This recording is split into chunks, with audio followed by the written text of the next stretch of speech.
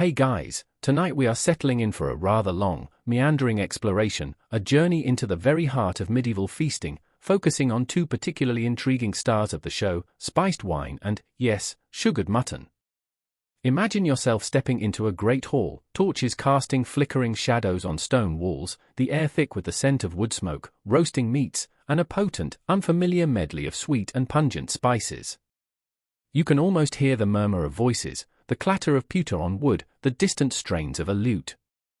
It's a world so different from our own, yet one that has left its faint, fragrant echoes in the way we eat even today. Now, a little reality check: if you were actually transported back, with your 21st century sensibilities and immune system, you probably wouldn't last a week. The sanitation alone would be a shocker, let's be honest. But here, in our cozy little time bubble, we can explore it all in comfort. So, before you get comfortable, take a moment to like the video and subscribe, but only if you genuinely enjoy what I do here. And while you're at it, perhaps you could let me know where you're listening from tonight and what time it is in your corner of the world. I always find it fascinating to see how far these little historical rambles travel. Now, dim the lights, maybe turn on a fan for that soft background hum, and let's ease into tonight's journey together. We find ourselves, you and I, standing at the threshold of this medieval culinary world, and the first thing that strikes you, perhaps overwhelms you, is the sheer intensity of the aromas. It's a powerful perfume, a complex tapestry woven from threads of cinnamon, ginger, cloves, nutmeg, mace, galangal, grains of paradise, the list goes on, a veritable spice merchant's dream. And mingling with this warmth is an undeniable sweetness, not just the subtle sweetness of fruit, but the more assertive presence of honey and, increasingly as the centuries progressed, a precious commodity called sugar. Why this love affair with such potent, almost aggressive, flavors? Our modern palates, especially in many Western food traditions, often lean towards the subtle, the fresh, the natural taste of ingredients. We have refrigerators and global supply chains that bring us relatively fresh produce year-round. We prize a delicate herb, a squeeze of lemon. To us, the medieval approach might seem like an assault on the senses, a culinary cacophony. But to understand it, you have to place yourself firmly in their muddy, unpaved shoes. One of the primary drivers, as you might suspect, was status. Spices were, for a very long time, eye-wateringly expensive. They traveled immense distances, thousands of miles over land and sea, passing through countless hands, each adding their markup. Think of them as the designer handbags or luxury cars of their day.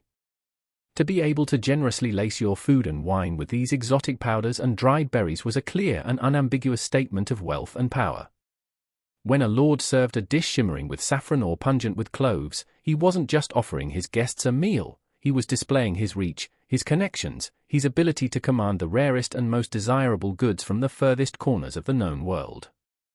You're not just eating a piece of mutton, you're consuming a map of global trade, a testament to daring voyages and complex financial networks.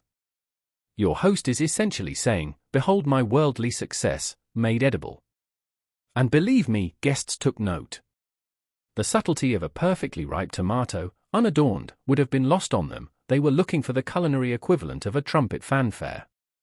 Then there's the ever-present issue of food preservation. You can't just pop down to the supermarket for vacuum-sealed chicken breasts in the 14th century. Refrigeration, as we know it, is a dream centuries away. Meats were often salted, smoked, dried, or pickled to make them last, especially through the lean winter months. While these methods are effective, they don't exactly result in the most delicate of flavors. The resulting tang of salt or the assertive smokiness could be quite strong. Here, spices played a dual role. Some, like cloves, do have antimicrobial properties, so they might have genuinely contributed a tiny bit to slowing spoilage, though it's a matter of debate among food historians just how effective this was with the quantities used. More certainly, however, these powerful spices were champions at masking flavors that were, let's say, on the turn. If your joint of venison was a few days past its absolute prime, a generous dusting of pepper, ginger, and cinnamon could make it considerably more palatable. It's not that they were trying to eat spoiled food, but the line between perfectly fine and a bit iffy was a lot blurrier, and when food was scarce or expensive, you didn't waste it lightly. One cheeky little theory even suggests that the more spices a household used, the older their meat stores probably were, a sort of fragrant apology from the kitchen. And this brings us to a fascinating intersection of taste and medicine. The prevailing medical theory of the medieval period, inherited from the ancient Greeks, was that of the four humours: blood, phlegm, yellow bile, and black bile. Health was a matter of keeping these humours in balance. Foods were categorized as hot, cold, moist, or dry, and it was believed that spices, generally considered hot and dry, could counteract the cold and moist qualities of other foods, like fish or certain vegetables.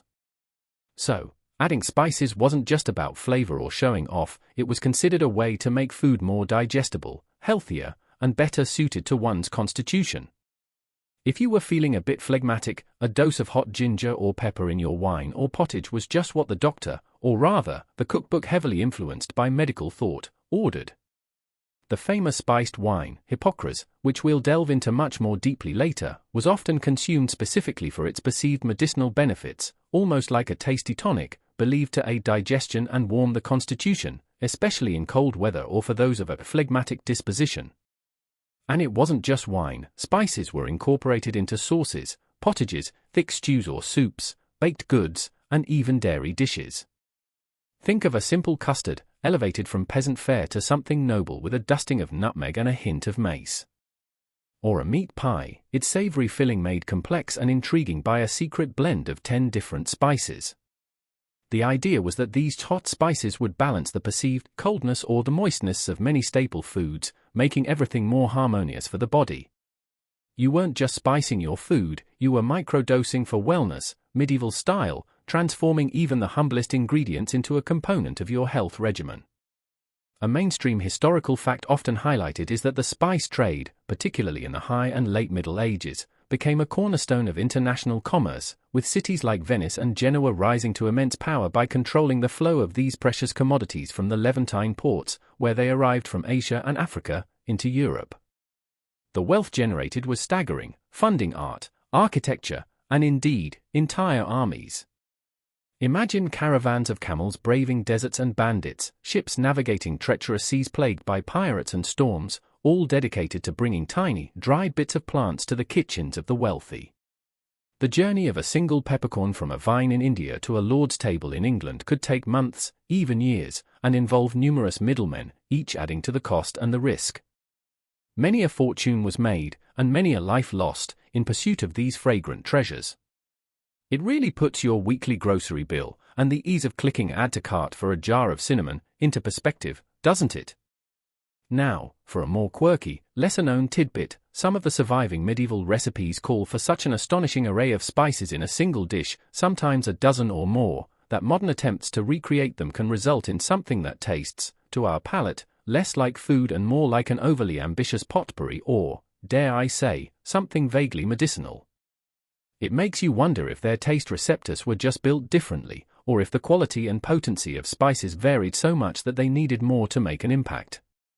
Perhaps some of the spice was even adulterated with less potent, cheaper lookalikes, a common problem then as now. Or maybe, just maybe, they really, really loved an explosion of flavors that would make our tongues curl up and politely ask for a glass of water. The sheer intensity wasn't limited to savory dishes either. The medieval world didn't have the same strict division between sweet and savory that we often observe. It was quite common to find sugar and honey used in meat dishes, and spices like ginger, cinnamon, and cloves appearing in desserts. This brings us to the sweet part of our sweet and spice equation. Initially, the primary sweetener across Europe was honey. Sugar, derived from sugarcane, began its journey in the West as an incredibly expensive luxury, often sold in apothecaries by the ounce, primarily for medicinal purposes. It was considered, much like spices, to have heating and drying properties. But as cultivation spread, particularly in Cyprus and Sicily, and later in the Atlantic islands, and as trade routes became more established, sugar started to become slightly more accessible, though still very much a high-status item for centuries. Its allure was manifold. Firstly, it was novel. Honey had been around forever. Sugar was new, exotic, and pure white, when refined, a color associated with purity and luxury. Secondly, it was intensely sweet, far more so than honey, and it offered new textural possibilities in cooking. It could be spun, mold, and used to create elaborate edible sculptures called subtleties that were the showstoppers of many a feast. We'll definitely return to those later. Think of sugar as the hot new tech startup of the medieval pantry. Anyone wanted a piece of it. Its presence on the table, like that of spices, spoke volumes about the host's wealth and sophistication. You're not just having dessert, you're partaking in an edible symbol of global exploration and refined taste. So, when you picture these medieval feasters, don't imagine them delicately savoring nuanced flavors. Imagine them reveling in a riot of sensations. Their world was often harsh, life was shorter, more brutal, and comforts were fewer. Food, especially at a feast, was an escape, a celebration, a multisensory experience designed to impress and delight. The strong flavors were part of that spectacle. They were seeking not just sustenance, but a statement. They craved the warmth of ginger, the sweetness of cinnamon, the exotic bite of pepper, the luxurious touch of sugar, because these flavors transported them, however briefly, from the everyday. It was a culinary landscape painted in bold, primary colors, not pastels. Historians still argue whether the predominant reason for this heavy spicing was primarily an ostentatious display of wealth, a practical necessity to mask the taste of food that was, shall we say, less than perfectly preserved, or if they genuinely possessed different sensory perceptions or culinary traditions that simply favored these intense flavor profiles. It's likely a complex interplay of all these factors. The truth, as it often is probably a bit of everything. There was no single why, but rather a tapestry of social, economic, medical, and practical reasons that all converge to create this distinctive palette. Consider also the influence of other cultures. The Crusades, for all their violent conflict, also facilitated a significant cultural exchange. Crusaders returning from the Holy Land brought back with them new tastes and an appreciation for the sophisticated cuisines of the Byzantine and Arab worlds, which had long embraced complex spice blends and the combination of sweet and savory. Trade routes, particularly through Islamic Spain and Sicily, also served as conduits for these culinary ideas. It wasn't just spices that traveled, but also recipes and gastronomic philosophies. This cross-pollination of culinary traditions undoubtedly played a significant role in shaping the European palate, encouraging an adventurousness with flavors that might seem alien to us now. You might be enjoying a dish seasoned with a blend of spices whose journey began in the bustling souks of Damascus or Alexandria, its recipe whispered from one cook to another across continents. And it wasn't just about making things taste better in a generic sense, it was about making them taste richer, more noble. There was a definite hierarchy of ingredients. Common herbs grown in a local garden were one thing, spices that had traveled halfway around the world were quite another.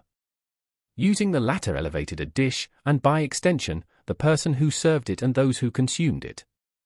It was a way of participating, even vicariously, in the grand, exciting, and often dangerous enterprise of global trade and exploration. Each pinch of pepper was a pinch of adventure. Think about the sheer sensory deprivation of other aspects of life for many people. The range of colors in everyday clothing was limited by available dyes. The world outside the immediate village or town was often unknown. Music, while present, wasn't available on demand. Feasts, therefore, were an explosion for all the senses. Brightly colored foods, achieved with natural colorants like saffron for yellow, sandalwood for red, or parsley for green, elaborate presentations, the sound of music and entertainment, and of course, the powerful, enveloping aromas and tastes of spices and sugar. It was immersive entertainment, with flavor as a key protagonist. You're not just eating, you're attending a full sensory performance. Take pepper, for instance, often referred to as black gold. For centuries, it was one of the most prized spices, so valuable that it was sometimes used as currency. A man's wealth could literally be counted in peppercorns.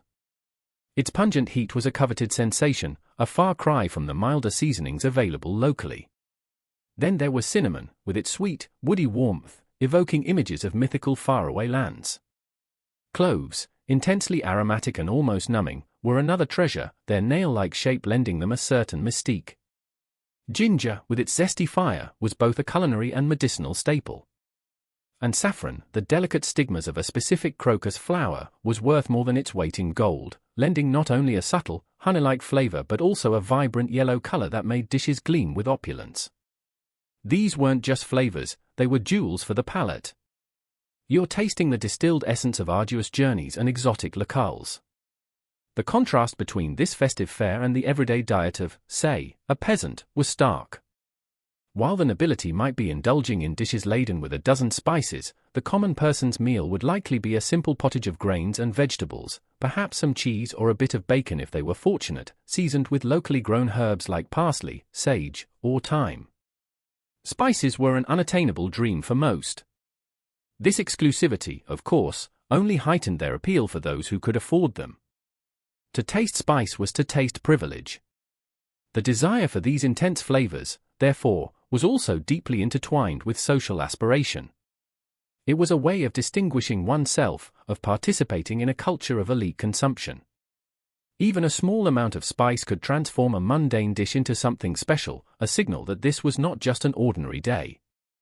And there's a simple psychological principle at play here too: rarity and novelty often equate to desirability.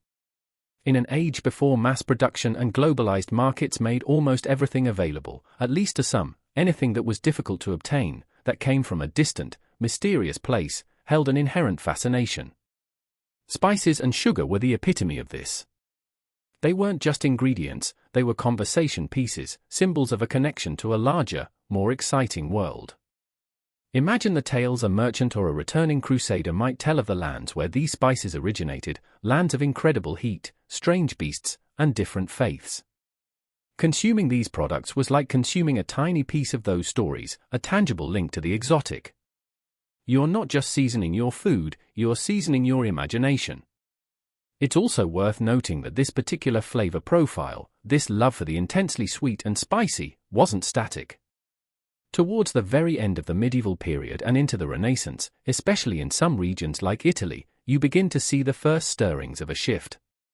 New culinary ideas started to emerge, emphasizing a little more than natural flavors of ingredients, a slightly lighter touch with the spice box, and a clearer distinction between sweet and savory courses. But for the bulk of the medieval era, particularly in Northern Europe, the passion for a powerful hit of sweet and spice reigned supreme. This was the dominant culinary aesthetic, the gold standard of good taste, especially when it came to feasting. The very air in a castle during a feast would have been thick with these aromas, a deliberate olfactory assault designed to build anticipation and signal the grandeur of the occasion. Before you even saw the food, you would have smelled the promise of ginger, cloves, and sweetened wine. It was an overture, played not by instruments, but by the contents of the spice chest. And as you, our time-traveling guest, stand there, taking it all in, you realize that this isn't just about hunger. It's about a culture expressing its values, its aspirations, and its understanding of the world, all through the medium of flavor. The spices tell a story of trade, of status, of health, and of a profound desire to experience something beyond the ordinary. This profound appreciation for the potent and the precious is the very foundation upon which the medieval feast was built, and it's what makes the idea of spiced wine and sugared mutton not just curious, but entirely logical within its own time. And speaking of spiced wine, it feels only right that we now turn our attention to perhaps the most famous, almost legendary, concoction of the medieval cellar, the drink known as hypocras. You've heard its name whispered in the background, a fragrant promise, and now it's time to pour ourselves a generous, imaginary goblet. Imagine, as the great feast progresses, or perhaps as a special treat offered to a weary traveler, that you, by the way, in this scenario, enjoy the VIP treatment. A servant approaches bearing a pitcher. The liquid within gleams like a liquid jewel, sometimes a deep ruby red, other times a golden amber, depending on the wine used as its base. And the aroma that precedes it, oh, that's something else entirely. It's a cloud of all those exotic spices we've just been discussing, cinnamon leading the charge, with ginger, cloves, and a whole choir of other fragrant notes singing backup. This isn't just any old wine that's had a cinnamon stick waved vaguely in its direction. No, hypocras, or hypocras as it's sometimes spelled, was a carefully crafted, potent, and highly prized beverage. The name itself is rather intriguing. It's widely believed to be derived from the name of the ancient Greek physician Hippocrates. Now, it's not that Hippocrates himself was whipping up batches of spiced wine between diagnosing ailments, that would be quite the historical plot twist. Rather, the connection comes from the method of straining the wine.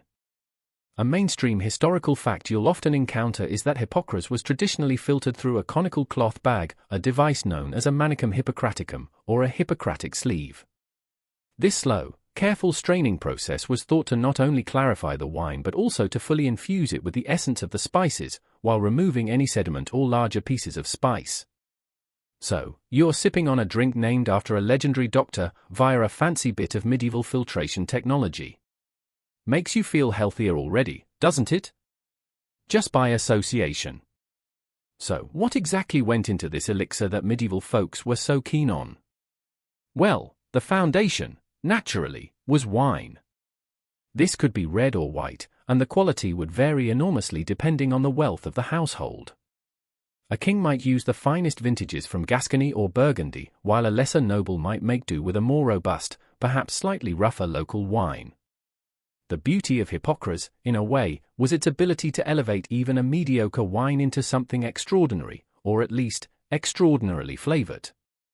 If your wine was a bit thin or acidic, or perhaps had simply traveled badly, a common issue with wine transported in wooden casks over long distances without modern preservatives or temperature control, a good dose of sugar and a symphony of spices could certainly make it more, shall we say, interesting. Wines of the period weren't always the refined, stable products we know today. They could be prone to spoilage, turning vinegary or cloudy.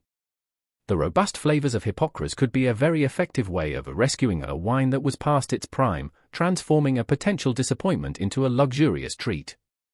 It's a bit like how a very strong curry can make even questionable ingredients palatable, though hopefully, the base wine for hypocras wasn't too far gone.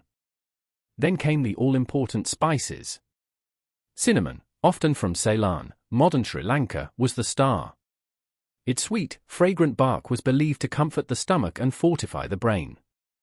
Ginger, arriving dried from Asia, was praised for its ability to expel wind, a delicate way of referring to its carminative properties, and to sharpen the appetite, ironically, even when served at the end of a meal. Cloves, the dried flower buds of a tree native to the Moluccas, or Spice Islands, were so potent that even a few could dominate a blend. They were considered highly stimulating and good for toothache, which, given medieval dental hygiene, might have been a welcome side effect. Grains of paradise, those little reddish-brown seeds from West Africa, provided a warming, peppery note without the harshness of black pepper and were thought to quicken the spirits. Nutmeg and its lacy covering, mace, two different parts of the fruit of the same tree, also from the Spice Islands, were treasured for their complex, sweet, and slightly bitter notes, and were believed to strengthen the liver and improve eyesight. You might also find galangal, a rhizome similar to ginger but with a more piney, citrusy note, or even long pepper, which has a hotter, more complex flavor than standard black peppercorns. Galangal, with its sharper, almost camphoraceous bite, was considered a powerful hot spice, excellent for warding off chills. And long pepper, from India, with its earthy, complex heat, was often preferred over black pepper in spiced wines for its more aromatic qualities and was thought to aid with coughs and colds. You're not just tasting spices, you're ingesting a whole medieval pharmacopoeia, a carefully selected arsenal of aromatic wellness. Each spice brought its own personality, its own story of distant lands, and its own set of purported health benefits to the blend. The art of the hypocras maker was in balancing these powerful individuals into a harmonious and delicious whole. And, of course, there was the sweetener. While honey could be used, especially in earlier periods or less affluent settings, sugar was the preferred choice for high-status hypocras. As we touched upon, sugar was a luxury, and its presence in hypocras further cemented the drink's elite status. It also provided a cleaner, more intense sweetness that allowed the spice flavors to shine through more clearly than honey, which has its own distinct floral or fruity notes. The amount of sugar could also be quite substantial, making hypocras a very sweet drink by modern standards, almost like a dessert wine or a liqueur. You're looking at a beverage that's not just spiced, but often intensely sweet too. The preparation itself, while not overly complicated, required care. Typically, the spices would be coarsely ground, not too fine, or they would make the wine cloudy and be difficult to strain out. They would then be mixed with the wine and the sugar. There's some debate among culinary historians and reenactors about whether the mixture was always heated. Some period recipes suggest a gentle warming to help infuse the flavors and dissolve the sugar, while others imply a cold infusion, steeping the spices in the wine for a period. Gentle heating would certainly speed up the infusion process, but too much heat could boil off the alcohol or alter the delicate spice aromas. After the infusion, the wine would be left to sit, allowing the flavors to meld, before that all-important straining process through the Hippocratic sleeve, sometimes multiple times, until the hypocras was clear and bright. It wasn't a quick process. This wasn't like dunking a tea bag in a mug, this was an artisanal creation, given time and attention. The straining through the manicum hippocraticum was itself a bit of a performance. Imagine a long, tapering bag made of wool or linen, suspended from a stand. The spiced wine mixture would be poured in at the top, and then it would drip, slowly and patiently, into a waiting vessel below. This might be repeated several times, perhaps with fresh spices added for a second pass, or with the filtering material changed, to achieve the desired clarity and intensity. The process was not just practical, it was almost alchemical, transforming a cloudy, gritty mixture into a gleaming, refined elixir. These sleeves weren't just for wine, either, they were used in apothecaries for filtering various medicinal concoctions, and in kitchens for straining jellies or sauces, further linking hypocras to this world of careful preparation and health-giving substances. Now, why go to all this trouble? What were the supposed virtues of this fragrant brew? Well, as we've hinted, hypocras wasn't just seen as a pleasant drink, it was practically a health tonic. In the context of humoral theory, all those hot and drier spices, combined with the warming nature of wine and the heating properties attributed to sugar, made hypocras the perfect antidote to cold or moist conditions. It was believed to be a powerful digestive aid, often served at the end of a rich feast to help settle the stomach and prevent indigestion. Imagine you've just worked your way through several courses of heavy meats, rich sauces, and sweet subtleties. A small cup of warm, spicy hypocras would have been seen as the ideal way to help your body process it all. It's the medieval equivalent of an after-dinner mint, but with a much bigger kick and a far grander reputation. Beyond digestion, it was thought to warm the body from the inside out, making it a popular drink in colder weather or for those of a chilly disposition. It was also said to gladden the heart, to lift the spirits, and to promote general well-being. And, inevitably, like many potent and exotic concoctions throughout history, it often carried with it a reputation as an aphrodisiac. The combination of warming spices, the invigorating effect of the wine, and its sheer luxuriousness probably contributed to this belief. Whether it actually worked in that department is, of course, open to speculation, but the power of suggestion, especially when lubricated with sweet, spiced wine, can be quite potent in itself. Your medieval host might offer you a cup with a knowing wink, implying all sorts of delightful possibilities. Hypocras wasn't typically a drink you'd guzzle down like table wine. It was richer, more intense, and often sweeter. It was commonly served at the end of a banquet, sometimes alongside wafers or sweet biscuits, acting almost as a liquid dessert. It could also be offered as a special welcome drink to honored guests, or served during ceremonial occasions. Its presence signified luxury, hospitality, and a certain level of medical sophistication, or at least, an adherence to the fashionable medical theories of the day. Think of it as the medieval equivalent of breaking out the really good single malt or a vintage champagne. It was a statement. Naturally, with such a popular drink, there were countless variations.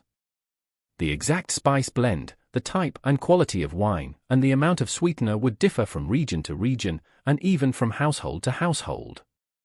Some recipes might emphasize the cinnamon and ginger, others might include more unusual spices like cubeb pepper or cardamom.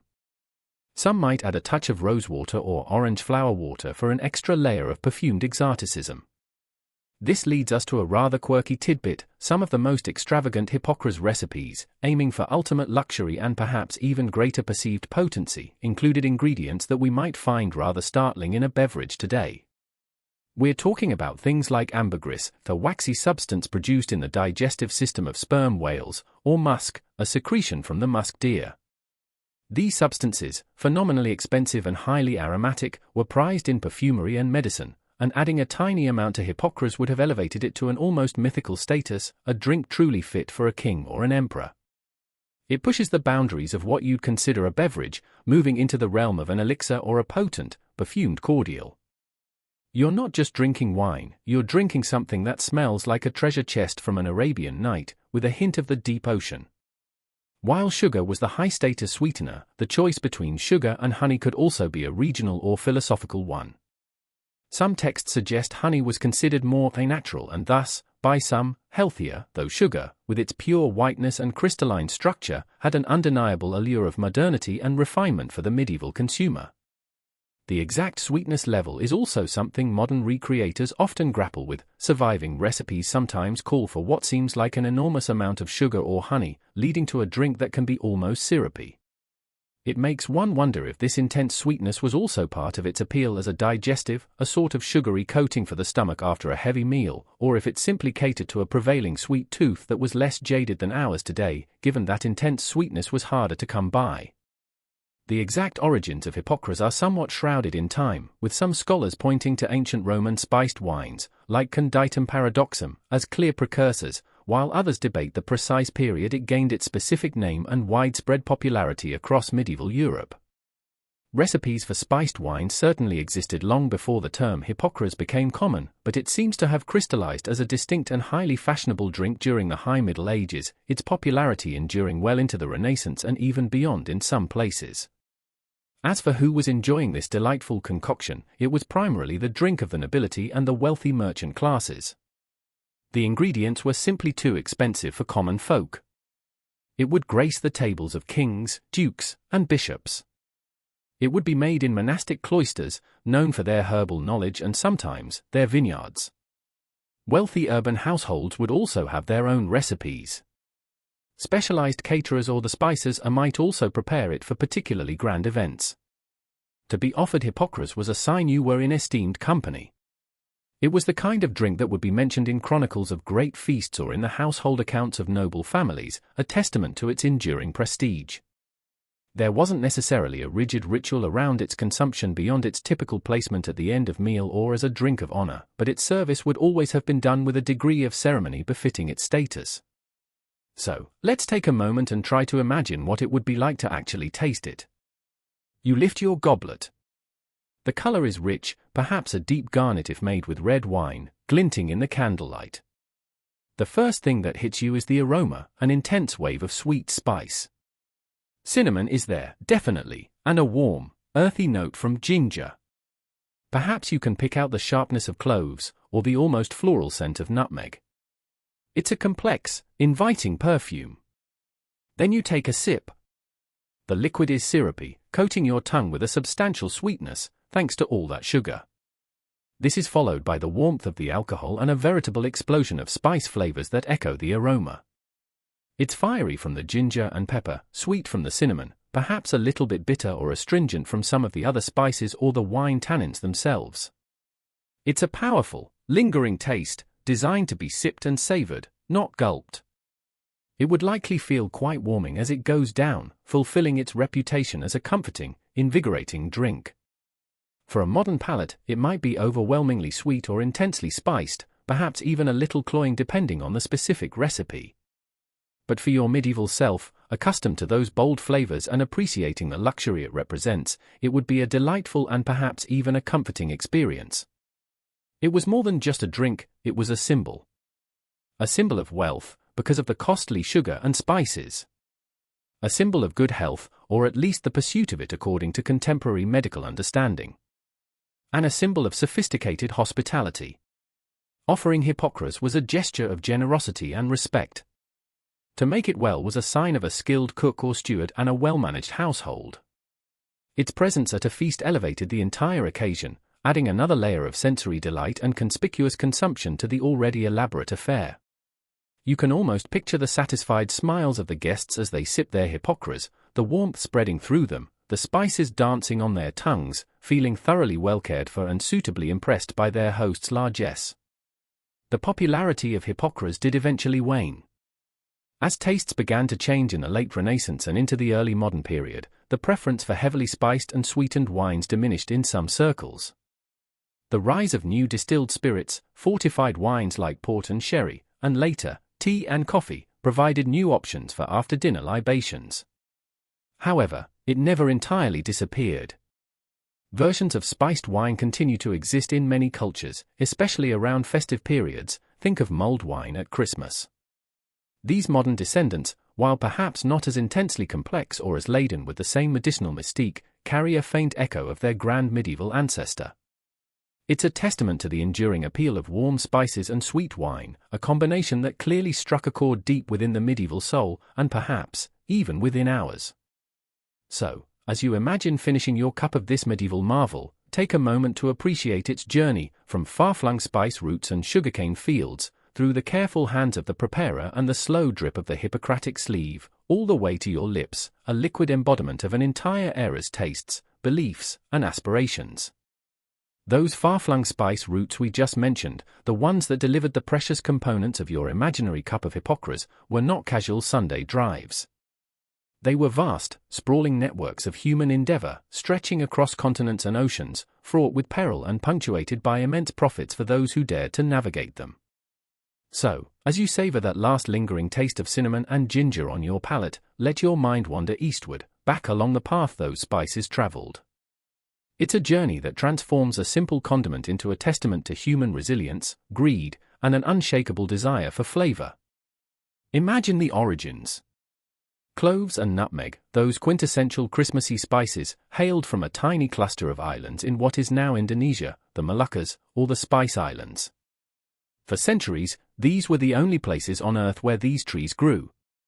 Think about that, a global craving, satisfied by a botanical monopoly held by a few remote volcanic islands.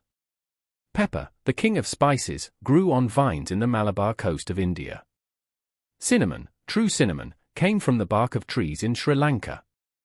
Ginger and galangal had roots in China and Southeast Asia.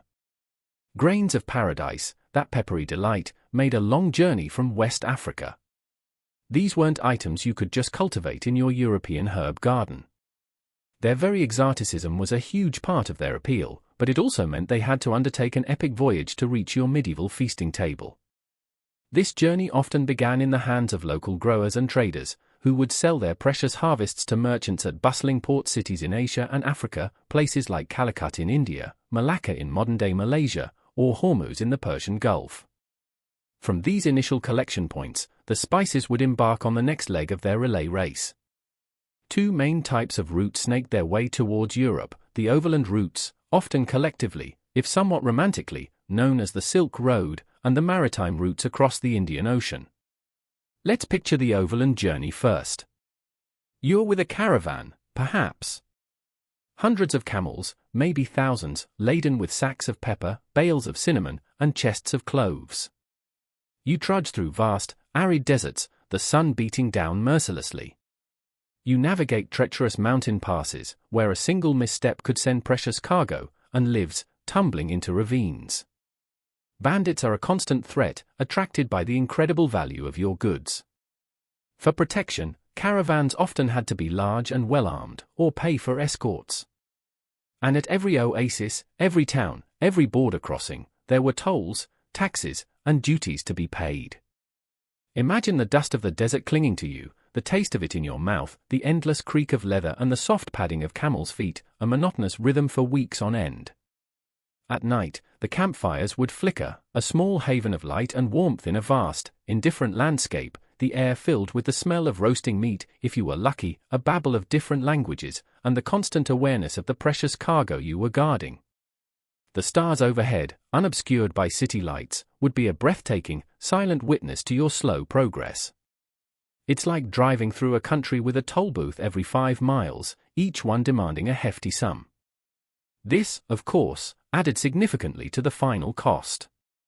The journey was slow, grueling, and uncertain. A single caravan could take months, even years, to reach the shores of the Mediterranean from the heart of Asia. Then there were the maritime routes, which, while often faster, had their own formidable challenges. Picture the ships, dhows with their distinctive lateen sails, or Chinese junks, plying the waters of the Indian Ocean, guided by the predictable patterns of the monsoon winds. These winds were crucial. You sailed with one monsoon to your destination and waited for the winds to reverse to make your return journey. Missing the monsoon window could mean a delay of months.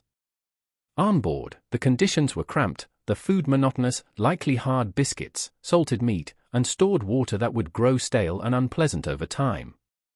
The creak and groan of the ship's timbers would be your constant companion, along with the slap of waves against the hull and the shriek of the wind in the rigging.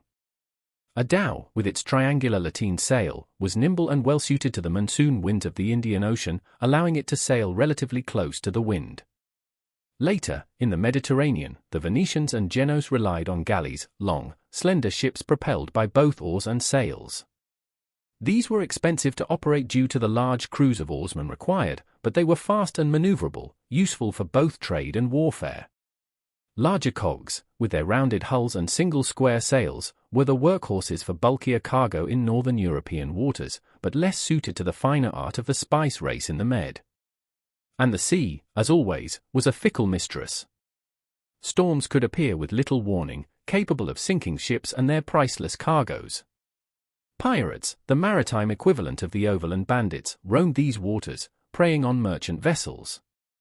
The threat of shipwreck was ever present. Many a fortune in spices now lies scattered on the ocean floor, a silent, fragrant treasure trove for deep-sea archaeologists of the future, perhaps. For a vast stretch of the medieval period, Arab merchants played a dominant role in this oceanic trade, acting as the crucial middlemen. They had the ships, the navigational knowledge, and the established networks linking the spice-producing regions of Asia and Africa to the great emporia of the Middle East, such as Alexandria in Egypt, or Levantine ports like Tyre. It was here, at these bustling Mediterranean crossroads, that European merchants, primarily from the powerful Italian maritime republics of Venice and Genoa, would make their purchases. These Italian cities grew fabulously wealthy by monopolizing, or at least dominating, the European end of the spice trade. Their galleys, armed merchant ships, would sail to these eastern Mediterranean ports, load up with spices and other luxury goods like silk and porcelain, and bring them back to Italy. From Venice and Genoa, the spices would then be distributed throughout Europe, either overland through mountain passes like the Brenner or St. Gotthard, or by further sea voyages to ports in France, Spain, England, and the Hanseatic cities of the Baltic. Each step of this journey, each change of hands, added to the price. You're not just paying for the spice itself, you're paying for the salaries of countless sailors, guards, and merchants, the upkeep of camels and ships, the bribes, the tolls, the risk, and, of course, a healthy profit margin for everyone involved. It's no wonder, then, that spices were so incredibly expensive. By the time a peppercorn reached a kitchen in, say, London or Paris, its price could be inflated hundreds, even thousands, of times from its original cost in India.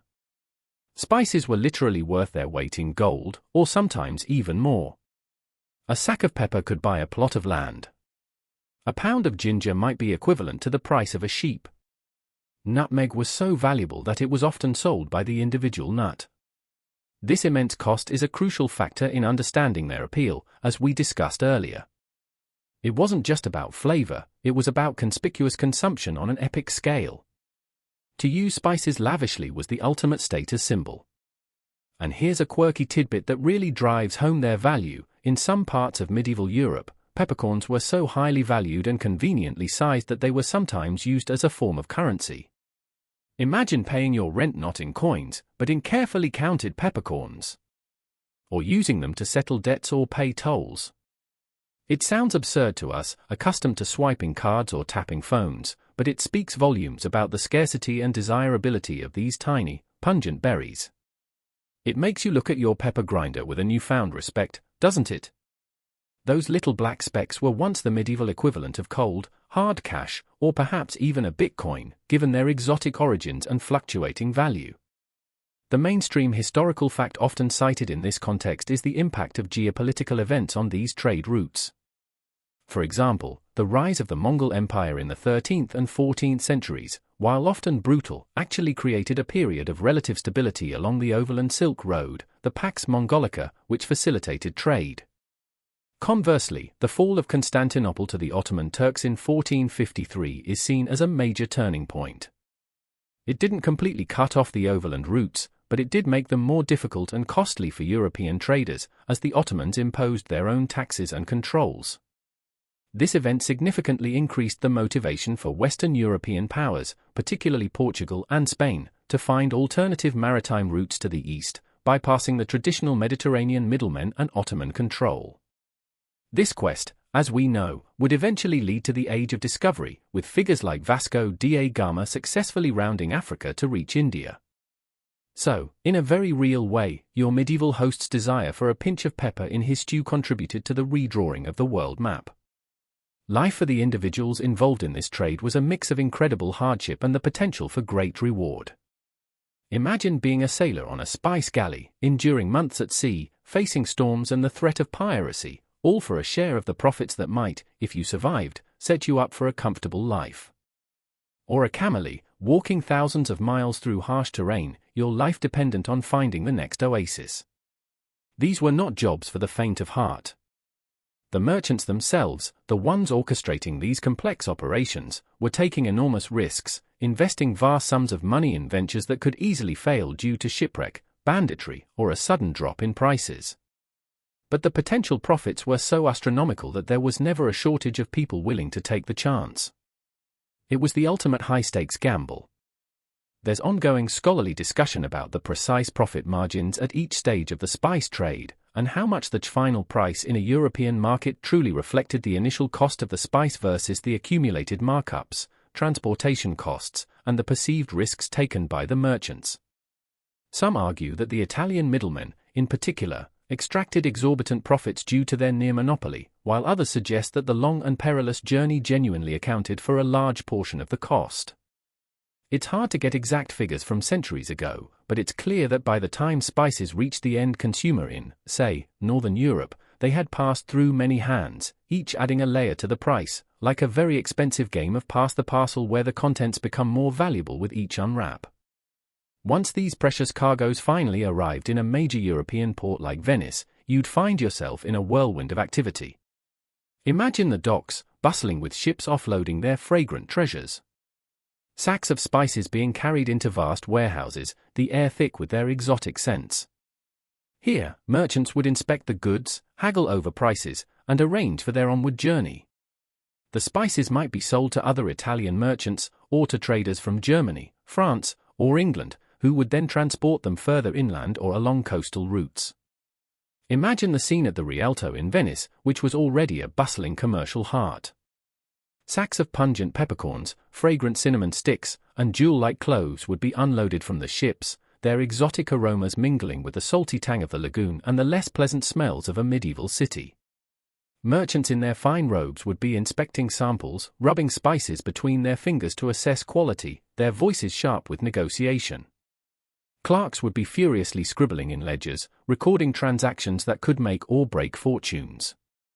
It was a high-energy, high-stakes environment, a true crossroads of cultures and commerce, where the East literally met the West in a fragrant, chaotic embrace.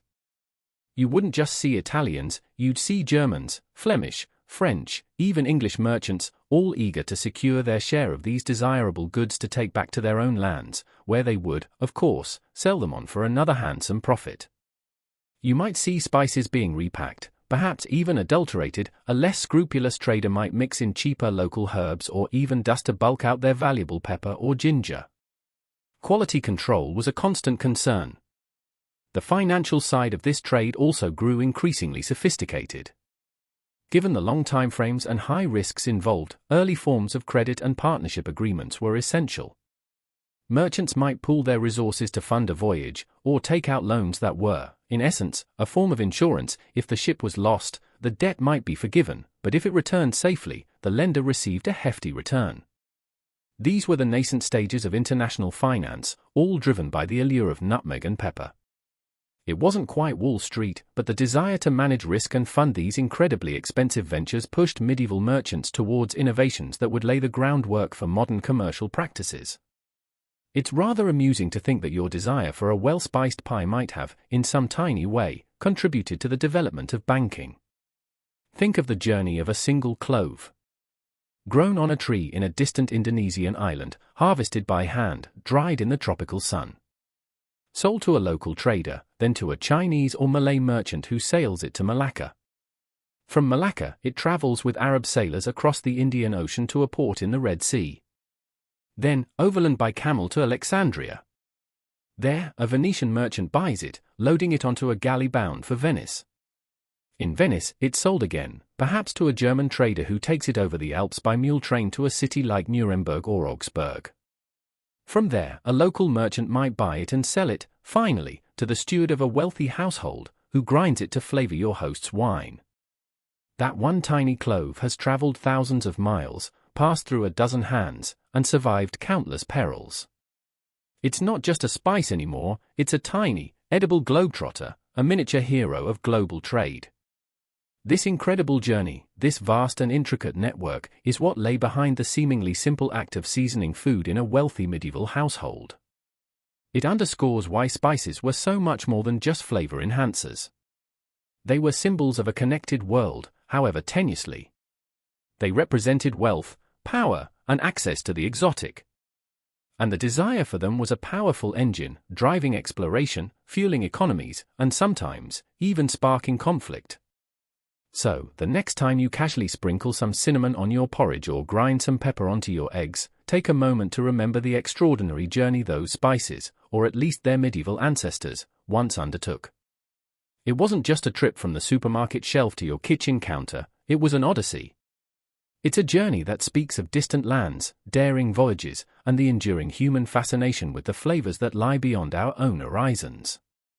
You are, in a small way, partaking in a story that is centuries old, a story of taste, trade, and tenacity, a story etched in every grain of spice. And as those grains of spice settled into the culinary landscape of medieval Europe, they didn't just land on any old plate. They often found themselves generously dusting, or robustly incorporated into, a meat that, for many of us today, might seem a rather humble choice for a grand feast: mutton. Yes, mutton, the meat of an adult sheep. Now, you might be wrinkling your nose slightly. In many modern Western cuisines, mutton has a reputation for being a bit assertive in flavor, perhaps a tad tough, often overshadowed by the more delicate lamb or the straightforward appeal of beef and chicken. But to understand the medieval feast, and indeed, the everyday medieval diet, you need to recalibrate your perception of this woolly creature's contribution to the table.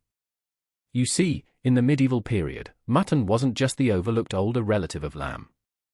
It was a significant, versatile, and often highly valued source of protein. Its standing was far more complex and respected than you might initially imagine. So, let's gently shepherd our thoughts towards the humble sheep and explore why its meat, mutton, was so frequently on the menu, from the peasant's pot to the lord's laden board. One of the primary reasons for mutton's prevalence was the sheer utility of sheep themselves. Sheep were, quite simply, one of the most useful animals a medieval farmer or estate owner could possess. Think of them as the ultimate multitaskers of the animal kingdom. First and foremost, in many parts of Europe, particularly England and Flanders, sheep meant wool. The wool trade was a colossal industry, a major driver of economies. A mainstream historical fact is that England's wealth in the Middle Ages was significantly built on the backs of its sheep, with English wool being highly prized across the continent for making fine cloth. This golden fleece was a massive export, generating fortunes for landowners and merchants, and even influencing politics and warfare. So, vast flocks of sheep were raised primarily for their wool. And what happens when you have a thriving wool industry? You get a lot of sheep. Sheep that eventually get too old for optimal wool production, or surplus rams and ewes. These animals then became a valuable source of meat. Mutton was, in many ways, a highly economical byproduct of this essential wool economy. It made good sense to utilize the animal fully. You wouldn't just let a valuable asset go to waste once its shearing days were numbered. Beyond wool, sheep also provided milk, which could be drunk or, more commonly, turned into cheese, a vital source of protein and calories that could be preserved. Sheepskin, or parchment, was also a valuable commodity, used for writing before paper became widely available. So, when a sheep finally ended its useful life in these other capacities, its meat was a final, significant contribution. This inherent economic efficiency made sheep, and therefore mutton, a common sight across the medieval landscape. you didn't need vast swathes of prime agricultural land to raise them either. Sheep are hardy grazers, capable of thriving on hillsides and marginal lands unsuitable for other forms of agriculture. This adaptability made them accessible to a broader range of people and farming systems compared to, say, cattle, which require more and better pasture. So, how did this readily available mutton make its way into the medieval diet? It was prepared in a multitude of ways, reflecting the culinary techniques and tastes of the time. For your average peasant family, mutton might find its way into a pottage, that ubiquitous, slow-cooked stew of grains, vegetables, and whatever meat or fish was available. A tough old joint of mutton, simmered for hours with barley, onions, and perhaps some garden herbs, would eventually become tender and its flavor would meld with the other ingredients, creating a nourishing, if not particularly glamorous, meal. It was sustenance, hearty and warming. At the tables of the more affluent, however, mutton received a more elaborate treatment. Roasting was a popular method for finer cuts, especially for younger, more tender animals, though still technically mutton, not spring lamb as we often think of it. The saddle, the back of the animal, including the loins, was a prized roasting joint, as was the leg. Shoulders, being a bit tougher, might be better suited for slow cooking in stews or pies, or for being minced and heavily spiced. Ribs could be roasted or stewed. Even the head and offal weren't wasted. Sheep's head broth was a common dish, and items like heart and liver would be incorporated into pottages or made into simpler meat preparations. Waste not, want not was a very real principle.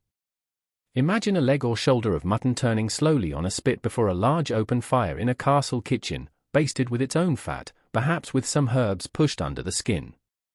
The aroma, mingling with wood smoke, would have been incredibly enticing. Mutton was also frequently used in pies. Medieval cuisine had a real love affair with pies, both sweet and savory.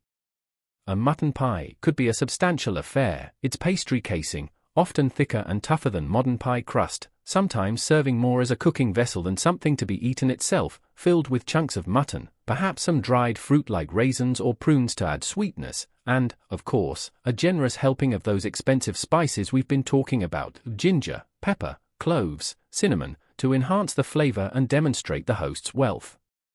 It's important to remember that medieval tastes, as we've established, lean towards the strong and the piquant. The robust flavor of mutton, which some modern palates find too intense, was not necessarily seen as a negative. In fact, it could stand up well to the equally robust spices and sauces that were so popular. A delicate meat might be overwhelmed, but mutton had the character to hold its own in these flavor-packed dishes. This is likely one reason why it paired so well with the sweet and spicy flavor profiles that dominated elite cuisine. That sugared mutton of our video title might sound odd to us, but with a meat that already had a pronounced flavor, the addition of sugar and spice created a complex sweet-savory interplay that was highly prized. While true spring lamb, the very young, milk-fed animal, was a delicacy, it was more of a seasonal and less common treat than the robust mutton. Mutton came from sheep that were typically between 1 and 3 years old, sometimes older if they had served a long life for wool. This older meat naturally had a stronger flavor and a firmer texture, which, as we've noted, wasn't necessarily a drawback in an era that favored bold tastes and had cooking methods, long simmering, or accompanying with potent sauces, to deal with tougher cuts. Lamb, when available, might be seen as more delicate and perhaps more suited to those with weaker constitutions, according to humoral theory, but mutton was the mainstay. Now, where did mutton sit in the hierarchy of meats? This is where the precise social standing of mutton compared to other meats like beef or pork is a subject of some discussion among historians. It wasn't usually considered the absolute pinnacle of feasting meats. That honor often went to more exotic or visually spectacular choices like peacock or swan, more for show than for taste, often redressed in their feathers after cooking, or prized game meats like venison or wild boar, which were associated with the aristocratic pursuit of hunting. However, mutton was a consistent and respected presence. While beef was certainly eaten, cattle were also valuable as draft animals for plowing, so slaughtering a cow was a more significant decision. Pork was very common, as pigs were easy to raise and could forage for themselves, but mutton often seems to have held a slightly more refined status than everyday pork, especially when well prepared with expensive spices. Its ubiquity, stemming from the wool industry, meant it was accessible, yet its ability to carry rich flavors and be presented impressively allowed it to feature regularly at noble feasts. You'd find it served alongside other great joints of meat, a solid and dependable contributor to the lavish spread. Medieval medical theories, based on the concept of humours, also played a role in how mutton was perceived and consumed. Mutton was generally classified as being moderately warm and moist, which was considered a fairly balanced and wholesome profile. Different parts of the animal, or mutton from animals of different ages or grazed on different pastures, might be assigned slightly different qualities. For instance, lamb was often considered lighter and easier to digest. There was a clear understanding that the age of the animal significantly affected the meat. This brings us to a quirky tidbit: some medieval accounts and medical texts specifically warned against eating mutton from very old sheep. These animals were sometimes unflatteringly referred to as crocs or crone, an old ewe. This meat was deemed tough, difficult to digest, and generally unwholesome. So, while mutton was common, there was a definite preference for meat from sheep that were mature but not ancient. Your medieval host wouldn't want to be known for serving up stringy old crock meat, no matter how many spices he threw at it. It shows a practical awareness of butchery and animal husbandry that we sometimes forget. The importance of sheep farming meant that there were regional variations in both the animals themselves and the way mutton was consumed. Different breeds of sheep, adapted to local conditions, would have yielded meat with subtly different characteristics. In mountainous regions, hardier breeds might prevail, while lowland areas might support larger, fleshier types. Cooking methods and favored spice combinations would also vary. In some areas, mutton might be a year-round staple, while in others, its consumption might peak at certain times, such as after the autumn cull when surplus animals were slaughtered before winter to conserve fodder.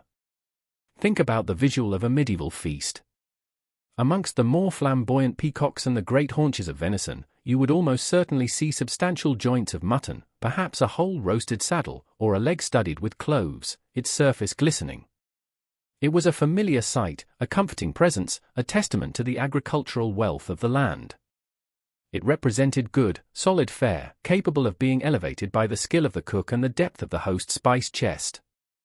It wasn't trying to be the most outrageously exotic thing on the table, but it was a respected workhorse, pulling its weight in the culinary spectacle.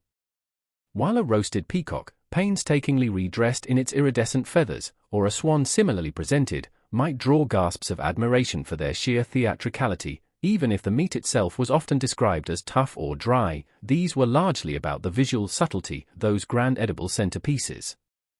Mutton, on the other hand, offered a different kind of satisfaction. It was about abundance, about a generously sized joint, cooked to perfection, by medieval standards, and often lavishly seasoned.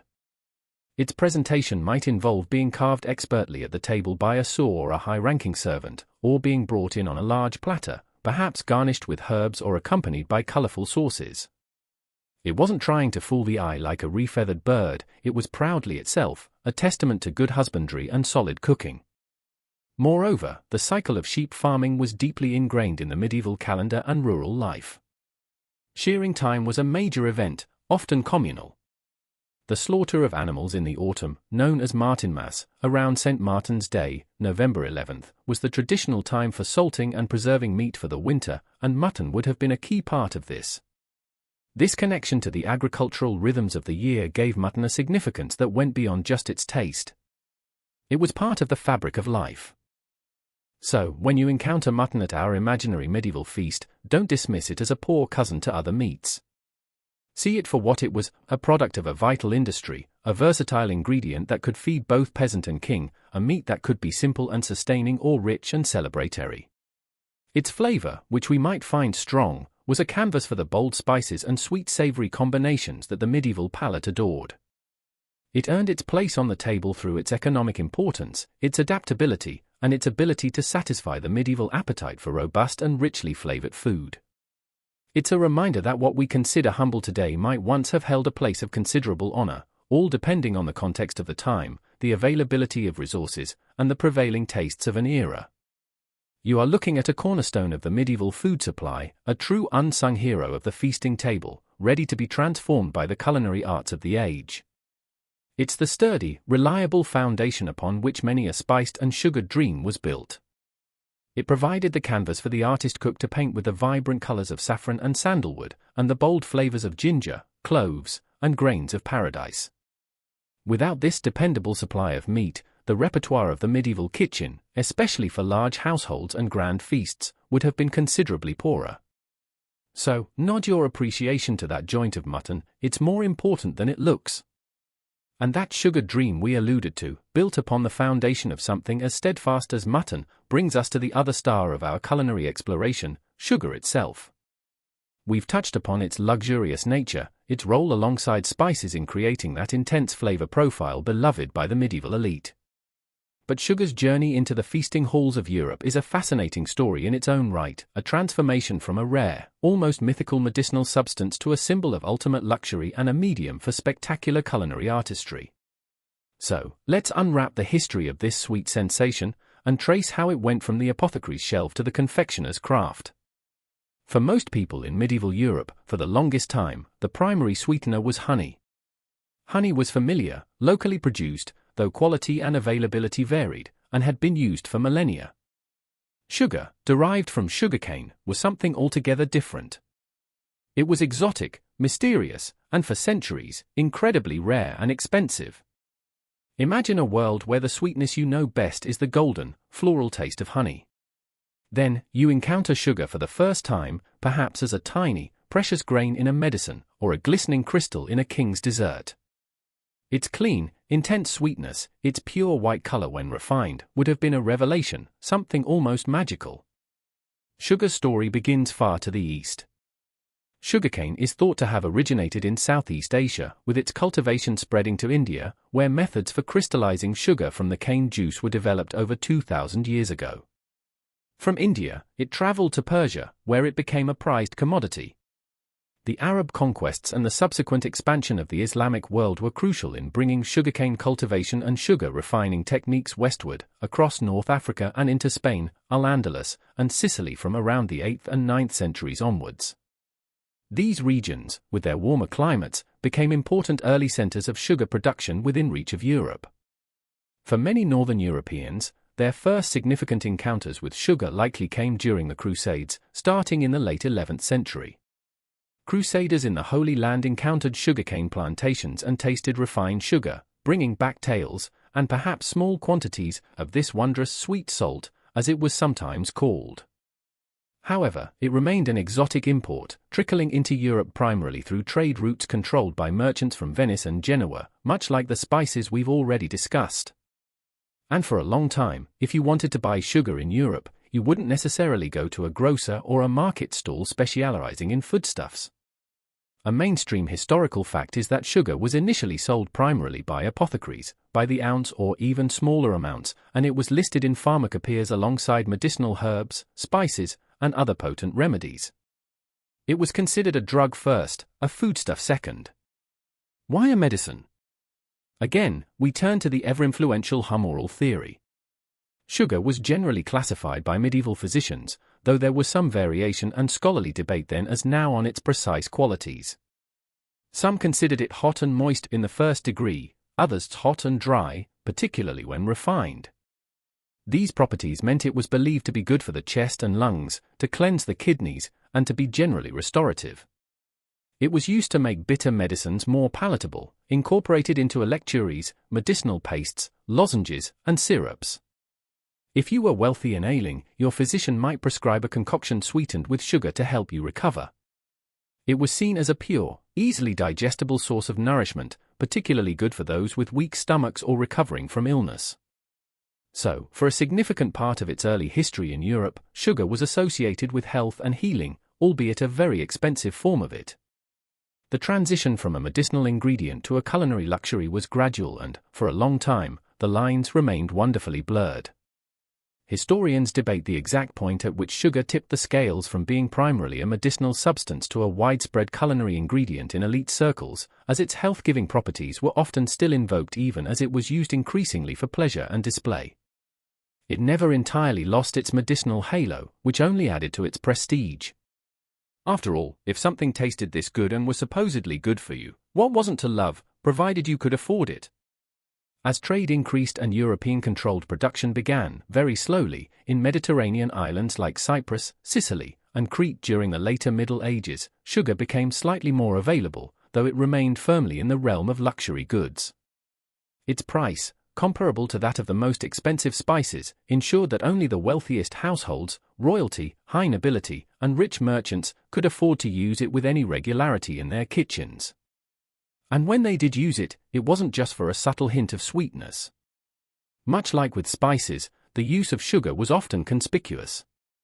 To serve dishes laden with sugar was a clear demonstration of wealth and status.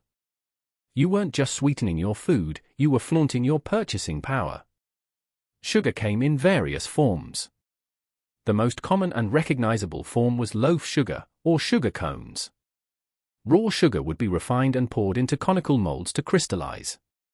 The resulting cone, which could weigh several pounds, would then be dried. The tip of the cone, being the purest and whitest, was the most prized and expensive part. The base of the cone would be darker and less refined, containing more molasses. These darker sugars were cheaper and might be used in less critical applications, or by those with slightly less deep pockets. Achieving that prized whiteness was a laborious process. Raw sugar, brown and full of impurities, would be dissolved, clarified, perhaps with egg whites or milk, and then recrystallized, often multiple times. Each crystallization and draining would remove more of the molasses and color, resulting in a whiter, purer product. The effort and waste involved in this refining process further contributed to the high cost of the finest white sugar. You were paying for purity and the labor that achieved it. These sugar loaves would then be broken up or scraped with special tools called sugar nips to produce granulated or powdered sugar for use in the kitchen. Sugar candy, or crystallized sugar, was another form, often enjoyed as a sweetmeat or used for decoration. The whiter and more refined the sugar, the higher its status and price. That pure, dazzling whiteness was highly symbolic, associated with purity, light, and luxury, a stark contrast to the often darker, earthier tones of honey. In its medicinal role, beyond just a general restorative, sugar was specifically recommended for a range of ailments. It was thought to soothe coughs and chest complaints, to be beneficial for the stomach, liver, and kidneys. Mixed with other ingredients, it formed the basis of many remedies. For example, a rose sugar, sugar cooked with rose petals, was considered good for fainting fits and heart palpitations. Sugar mixed with almonds, the basis of marzipan, was seen as nourishing and good for the brain. It was often given to children and the elderly as an easily assimilated source of energy. Of course, the irony from our modern perspective is that this healthy ingredient likely contributed to significant dental problems, though the direct link between sugar and tooth decay wasn't understood in the same way it is today. Medieval dental hygiene was, shall we say, rudimentary at best, and while they certainly suffered from toothache and loss, sugar was more likely to be blamed for an imbalance of humors if overconsumed, rather than for cavities. A toothache might be attributed to a worm in the tooth or a cold humor, rather than the king's new sugar-laden dessert. But perhaps the most spectacular use of sugar at medieval feasts was in the creation of subtleties, also known as sautiltés or entremets. This is where sugar truly transcended its role as a mere sweetener and became an artistic medium. This quirky tidbit highlights the playful and performative nature of medieval feasting. These subtleties were intricate, often astonishingly detailed sculptures made primarily of sugar paste, similar to marzipan, but often just sugar and gum tragacanth, or cooked sugar. They would be presented between courses or at the end of a meal, and they were designed to amaze and delight the guests. Imagine a miniature castle, complete with knights and banners, all crafted from glistening sugar. Or perhaps a scene from a popular romance, a mythological creature, or even a political allegory subtly commenting on current events. Saints, kings, animals, coats of arms, almost anything could be depicted. These weren't necessarily intended to be eaten in their entirety, though parts might be nibbled. Their primary purpose was visual spectacle, a demonstration of the host's wealth and the incredible skill of his cooks and confectioners. You're witnessing food as theater, where sugar is the star performer. Some of these creations were enormous and took days, if not weeks, to construct. They were the edible bling of the medieval world. The increasing availability and use of sugar, even if confined to the elite, began to shape European taste preferences. The human palate has an innate attraction to sweetness, and as sugar became more of a presence in high-status cuisine, it likely fueled a desire for even more intensely sweet flavors. Honey was sweet, yes, but sugar offered a different kind of sweetness, cleaner, more concentrated, and more versatile in its culinary applications. It allowed for a level of sweetness in dishes that was previously hard to achieve. This, combined with the already prevalent love for strong spices, contributed to that characteristic medieval flavor profile of boldly sweet and spicy. The gradual shift from honey to sugar in elite kitchens wasn't just about novelty, it was also about performance and control. Honey, while wonderfully flavorful, has its own distinct character that can sometimes overpower other ingredients. Its color varies, and it can be sticky and difficult to work with for delicate constructions. Refined sugar, on the other hand, offered a more neutral, intense sweetness that could be a blank canvas for other flavors. Its crystalline structure allowed it to be spun, molded, and sculpted in ways that honey could not. That brilliant whiteness was also key. In an era that prized bright, clear colors in food, often enhanced with vegetable dyes, white sugar allowed for dazzling visual effects. It represented a taming of nature, a refinement that honey, in its more rustic state, couldn't quite match. While honey continued to be used, especially in everyday cooking and for certain traditional recipes, sugar became the sweetener of choice for the grandest occasions, precisely because it offered greater culinary and artistic possibilities, and because its very expense screamed luxury. You could make a statement with sugar that was harder to achieve with even the finest honey. While much of the sugar consumed in Northern Europe was imported from the Mediterranean or the Middle East, there were, as mentioned, early attempts at European production.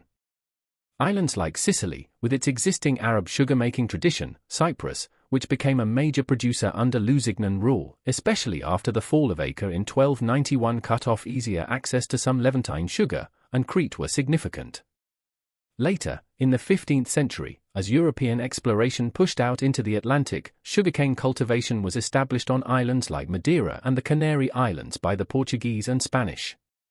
These sugar islands became crucial stepping stones in the westward expansion of sugar production, a story that would, in subsequent centuries, take a much darker turn with its deep entanglement with the transatlantic slave trade and the plantation economies of the New World. But in our medieval timeframe, sugar production in these European-controlled territories was still relatively limited, highly prized, and fueled the desire for this white gold. Imagine yourself in a great hall. A course has just finished, and the servants clear the trenchers and goblets. Then, with a flourish, they bring in the subtlety. Perhaps it's a majestic swan, crafted from gleaming white sugar, its neck gracefully curved, sugar-spun feathers glinting in the candlelight. Or a miniature forest scene with tiny sugar animals peering from behind candied trees. The guests would gasp, point, and admire. This was part of the entertainment, a moment of shared wonder before the next savory course arrived, or a grand finale to the meal. It cemented the host's reputation for magnificence. The sugar itself, so costly and pure, was a message of power and refinement. So, sugar was far more than just a way to make things taste sweet. It was a medicine, a status symbol, an artistic material, and a driver of economies. Its journey from the distant East, its slow adoption and transformation in European culture, mirrors that of the spices it so often accompanied. It added a new dimension to medieval cuisine, allowing for new textures, new levels of sweetness, and new forms of culinary display. This preference also tied into the visual culture of the feast.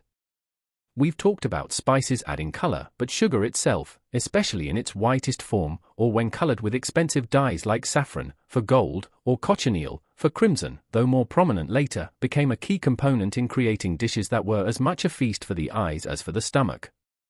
The subtleties were the ultimate expression of this, but even a simple dusting of white sugar on a dark fruit tart, or a glistening sugar glaze on a piece of candied fruit, would have had a visual impact that signaled expense and refinement. When you think of that sugared mutton, therefore, you're not just thinking of an unusual flavor combination. You're thinking of a dish that proclaims its host's access to one of the most luxurious, exotic, and versatile ingredients of the age.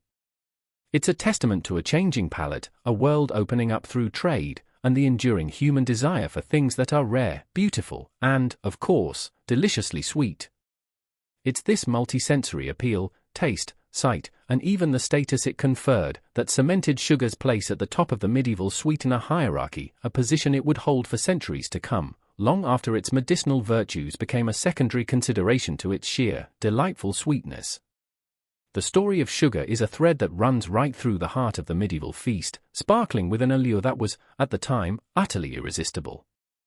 And it's precisely this irresistible allure of sugar, combined with the equally prized exoticism of spices and the solid presence of meats like mutton, that brings us to the heart of our titular curious case, the sugared mutton.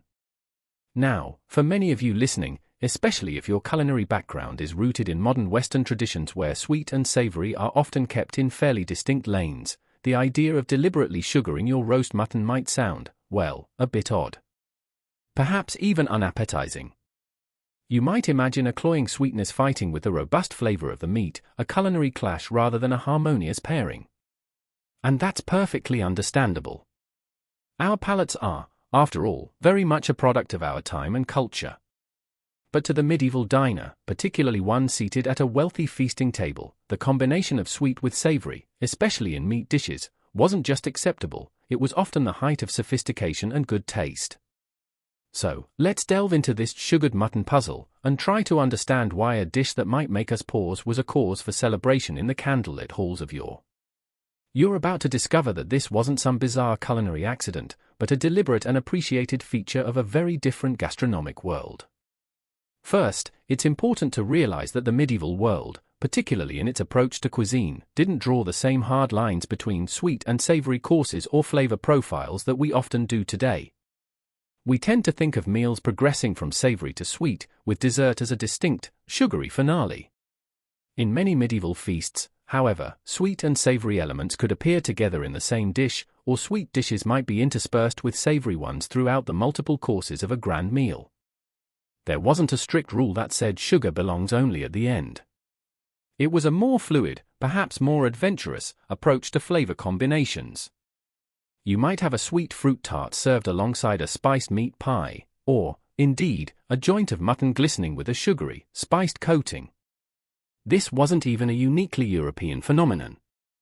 If you look at other historical cuisines, such as ancient Roman cooking, which had a strong influence on medieval European food, albeit indirectly at times, or the rich culinary traditions of Persia and the Arab world, which, as we've seen, were major conduits for spices and sugar, the combination of fruits, honey, and sugar with meats was, and in many cases still is, quite common.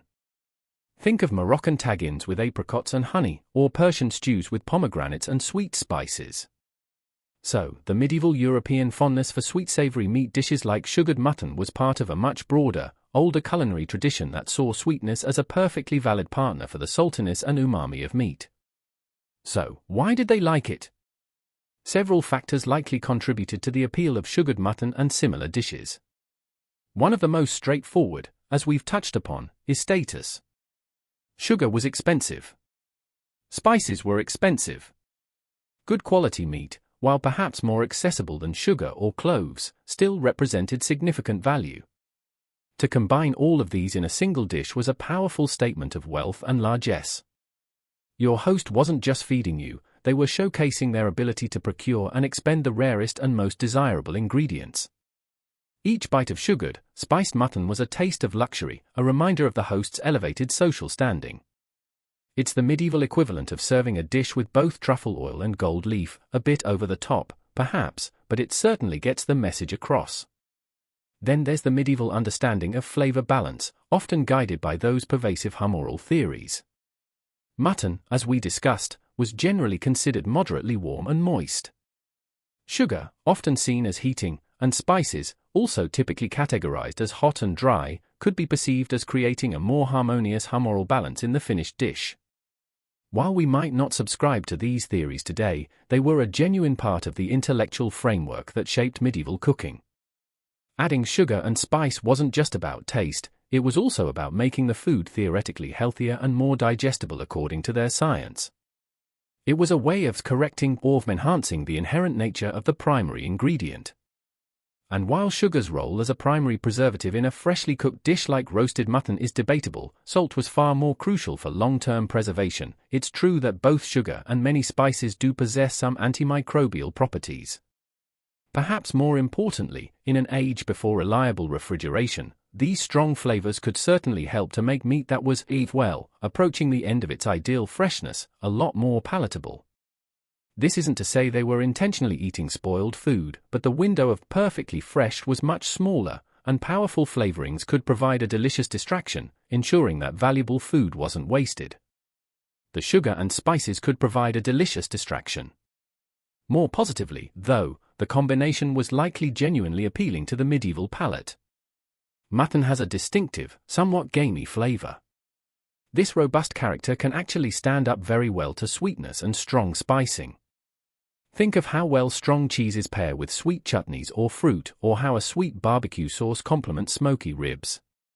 The sweetness of the sugar, combined with the aromatic punch of spices like cinnamon, ginger, cloves, and perhaps pepper, could create a complex and exciting counterpoint to the savory depth of the mutton. It wouldn't just be mutton with sugar on it. The sugar might caramelize during roasting, creating a slightly crisp, sweet crust. The spices would infuse the meat, adding layers of warmth and fragrance. It could transform the mutton from something potentially plain into a vibrant, multifaceted taste experience. A very significant influence, as we've noted for spices and sugar generally, was the sophisticated cuisine of the Arab world, which reached Europe through various channels, including Islamic Spain and Sicily, and through returning crusaders. Arab culinary traditions had long embraced the combination of sweet and savory, using ingredients like honey, dates, apricots, almonds, and sugar in their meat and poultry dishes, often alongside fragrant spices. Many classic medieval European dishes show clear signs of this influence. This makes sugared mutton less of a strange anomaly and more a part of a broader culinary trend adopted and adapted by European cooks. Indeed, sugared mutton wasn't an isolated oddity. A quick glance at surviving medieval recipe collections reveals that it was in good company. A mainstream historical fact is that many recipes from the period, for instance in famous English manuscripts like the Famille of Curie, compiled by the master cooks of King Richard II in the late 14th century, or the French La Viandière of Taillevent, feature meat and poultry cooked with sugar, honey, fruit, and spices. You find recipes for capons, castrated roosters, cooked with dates and sugar, pork dishes with figs and sweet wine, and various meat pies that included a significant sweet element. This wasn't just a random quirk, it was a well-established feature of aristocratic cuisine. For a quirky, and rather mouth-watering, tidbit, some of these dishes went beyond a mere sprinkling of sugar. Meat might be stewed in a rich, heavily sweetened and spiced broth, often thickened with ground almonds, which also added their own subtle sweetness and creamy texture, or breadcrumbs. The resulting sauce would be almost like a savory sweet gravy or glaze, clinging to the meat. Imagine a slow-cooked piece of mutton, fall-apart tender, enveloped in a fragrant, glossy sauce that's simultaneously spicy, sweet, and deeply savory. It's a far cry from a simple roast, and it gives you a sense of the rich, complex textures and flavors they were aiming for. These weren't shy dishes. The spices themselves often acted as a natural bridge between the sweet and savory elements. Think about cinnamon, nutmeg, cloves, or ginger. We use them in sweet baked goods like apple pies and gingerbread, but they also feature prominently in savory dishes like curries, tagines, and spiced meat rubs. Their aromatic compounds are versatile enough to complement both sugar and the umami flavors of meat. So, in a dish like sugared and spiced mutton, these spices would have helped to marry the different taste sensations, creating a more cohesive and complex whole, rather than a jarring contrast. So, what might it have actually tasted like, this sugared mutton? Let's try to reconstruct it in our imaginations. You have a joint of mutton, perhaps roasted on a spit. As it cooks, it might be basted with a mixture of melted butter or its own fat, mixed with sugar and a blend of finely ground spices. The sugar, as it heats, would begin to caramelize, forming a slightly sticky, golden brown to dark brown crust on the surface of the meat, depending on how much was used and how it was cooked. This crust would offer a delightful textural contrast to the tender meat beneath.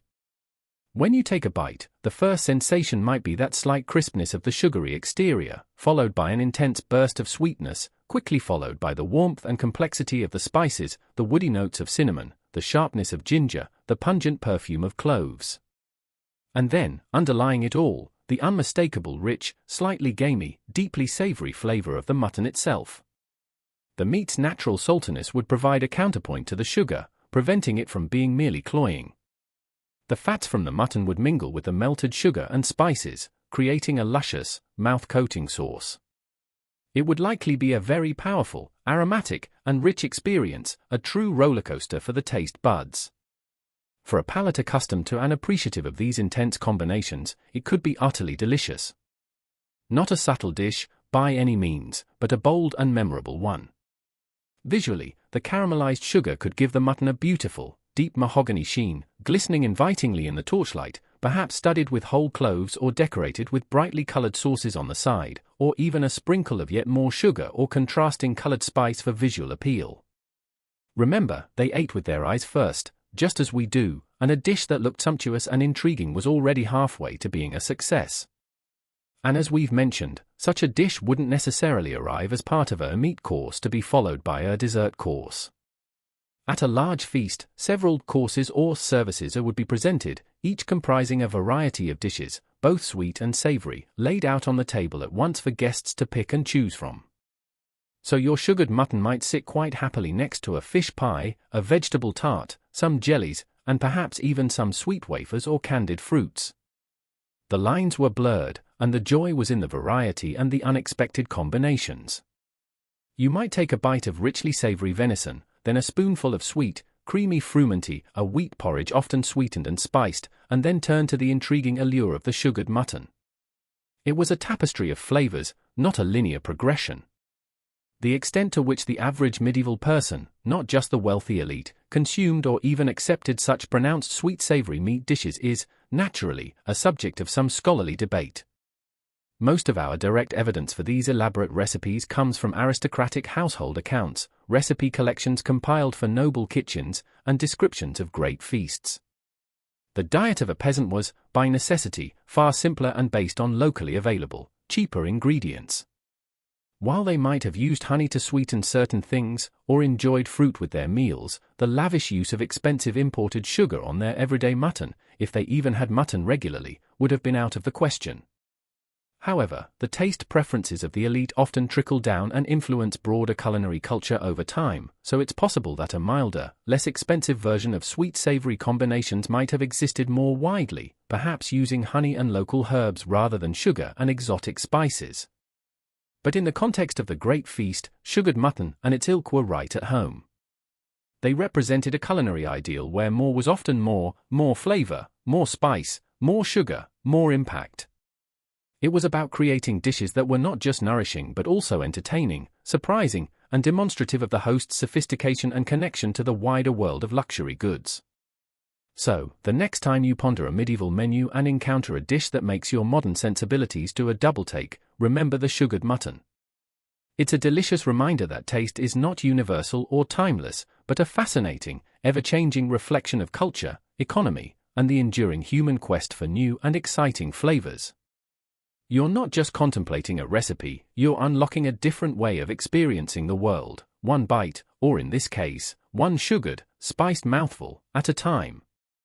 And to truly understand how that sugared, spiced mouthful of mutton, or indeed any of the elaborate dishes gracing a medieval feast, came into being, you need to step away from the relative calm of the dining hall and venture into the fiery, chaotic, and utterly vital heart of any great household, the medieval kitchen. It's here, amidst the smoke, steam, and clamor, that raw ingredients were transformed by skill, sweat, and a good deal of heat into the culinary marvels designed to impress and delight. So, take a deep breath, you'll need it, the air is thick with 1,000 smells, and let's push open the heavy wooden door into this bustling domain. The first thing that strikes you as you peer into a large medieval kitchen, say, one belonging to a castle, a prosperous manor, or a wealthy monastery, is often its sheer scale, and its separation.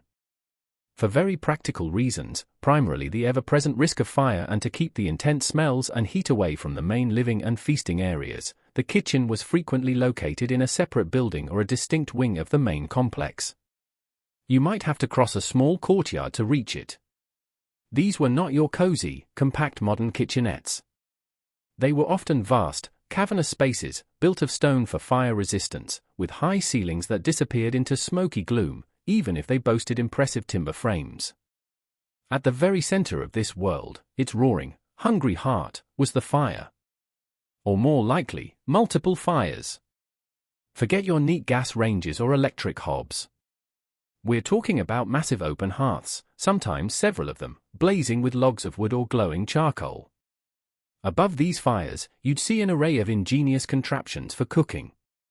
Great iron or bronze cauldrons, some large enough for a small person to curl up in, would be suspended from chains and hooks, bubbling away with pottages, stews, or vast quantities of water for boiling.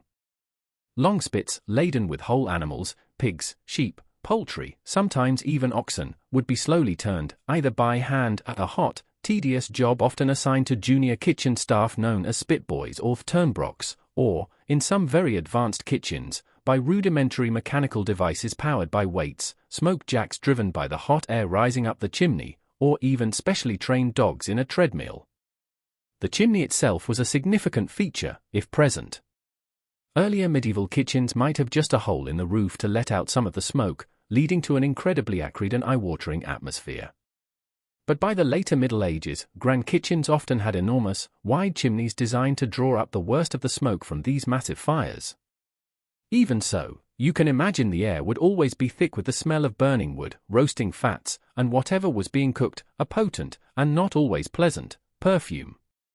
Now, cast your eyes around at the tools of the trade. This isn't a realm of delicate whisks and precision slicers. It's a world of robust, heavy-duty equipment.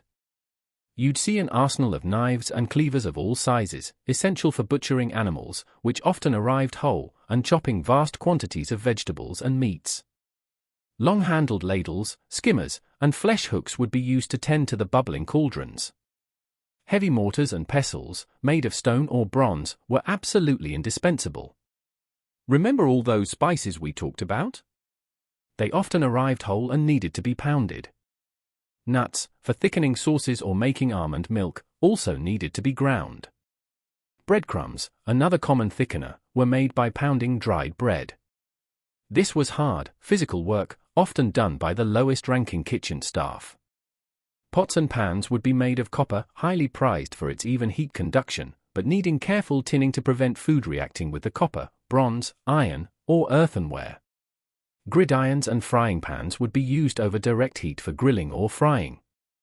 Sieves and strainers, like the Hippocratic sleeve we encountered when discussing spiced wine, were vital for creating smooth sauces and clear broths. Ovens, as we know them for baking bread or roasting, weren't a standard feature in every kitchen. Large households would often have a separate bakehouse with a large brick or stone oven. Some kitchens might have smaller ovens built into the side of the main hearth, or portable ovens made of earthenware or metal that could be placed over hot embers. Baking was a specialized art. And who peopled this hot, noisy, and fragrant kingdom? A large medieval kitchen was a highly organized, hierarchical environment. At the top was the head cook, the magister cocorum or master cook. This was a respected and often well-paid position. The master cook was an artist, a manager, and a logistician, responsible for planning menus, often in consultation with the lord or lady of the house, sourcing ingredients, overseeing the preparation of dozens, sometimes hundreds, of dishes for a major feast, and managing a large team of staff. Think of them as the celebrity chefs of their day, though with considerably less television exposure and a lot more actual sweating over open flames. Beneath the master cook were various undercooks, each perhaps specializing in certain areas like roasting, baking, if part of the main kitchen, or sauce making. Then came the army of general kitchen hands, the spit turners, the scullions responsible for washing up, a never-ending task with greasy pots and no modern detergents, and the pot washers. It was a hive of activity, filled with the sounds of chopping, pounding, sizzling, bubbling, the clatter of metal on metal, and the constant shouting of orders and requests.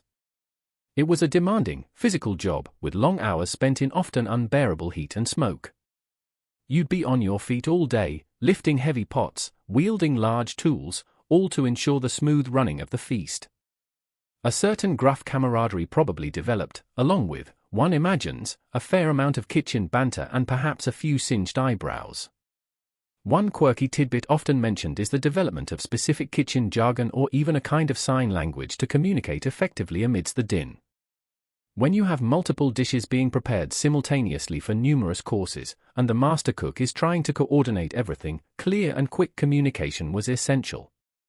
Mishear an instruction, and you might ruin a costly dish or delay the entire feast, neither of which would endear you to your superiors, or to the hungry nobles waiting in the great hall.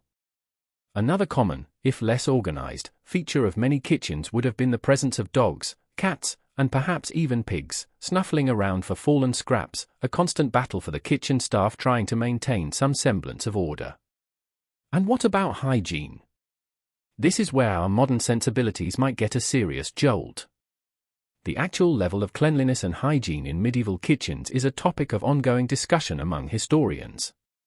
While some period texts and household ordinances do emphasize the importance of cleanliness, fresh water, and proper food handling, the reality, especially by our standards, was likely quite different. Water often had to be hauled by hand from a well or stream, and there certainly wasn't hot running water on tap. Food scraps and refuse might accumulate, attracting vermin despite efforts to control them. You probably wouldn't want to look too closely at the dishcloths, if they even had them. Food storage was a constant challenge, relying on methods like salting, smoking, pickling, or keeping things in cool cellars, larders, and pantries, often located near the kitchen for accessibility. Fresh vegetables and herbs might come directly from the household gardens. Grains would be stored in bins or sacks, hopefully protected from rodents. Meat might arrive freshly slaughtered from the estate's own animals, or purchased from a town butcher, and would need to be processed quickly. Large joints could be hung in a cool, airy place for a short time, but speed was of the essence. Fish, if not sourced locally from a river or stew pond, might arrive salted or smoked from coastal areas. The master cook would need a keen eye to inspect all incoming goods, rejecting anything that was clearly spoiled, and planning menus around what was available and at its best, or what could be skillfully disguised if it was a little past its peak. A mainstream historical fact is that some of the grander medieval kitchens, particularly in major castles or large monastic establishments, were remarkably sophisticated for their time. The abbot's kitchen at Glastonbury Abbey, for instance, is an impressive octagonal stone building with 4 huge fireplaces, dating from the 14th century. The Great Kitchen at Durham Castle, also octagonal, is another example of purpose-built culinary architecture designed to handle large-scale catering. Some of these elite kitchens even had rudimentary systems for running water, perhaps channeled from a nearby spring or river, and well-designed drainage to carry away waste. These were, however, the exceptions rather than the rule. Most kitchens, even in reasonably well-to-do households, would have been far simpler, though no less busy. Inside, the division of labor was key. While some pounded spices, others might be laboriously plucking dozens of chickens, pheasants, or partridges, the feathers flying. Someone else would be scaling and gutting fish, a slimy and often smelly task. The making of almond milk, a staple in medieval cooking, used as a dairy substitute, especially during Lent, and a thickener for sauces, was a common chore, involving blanching, grinding, and then steeping almonds in water or broth, before straining the milky liquid through a cloth. This was just one of many time-consuming preparations that were fundamental to creating the complex dishes of the era. Imagine the sheer sensory overload if you were to step into such a kitchen during the preparations for a feast.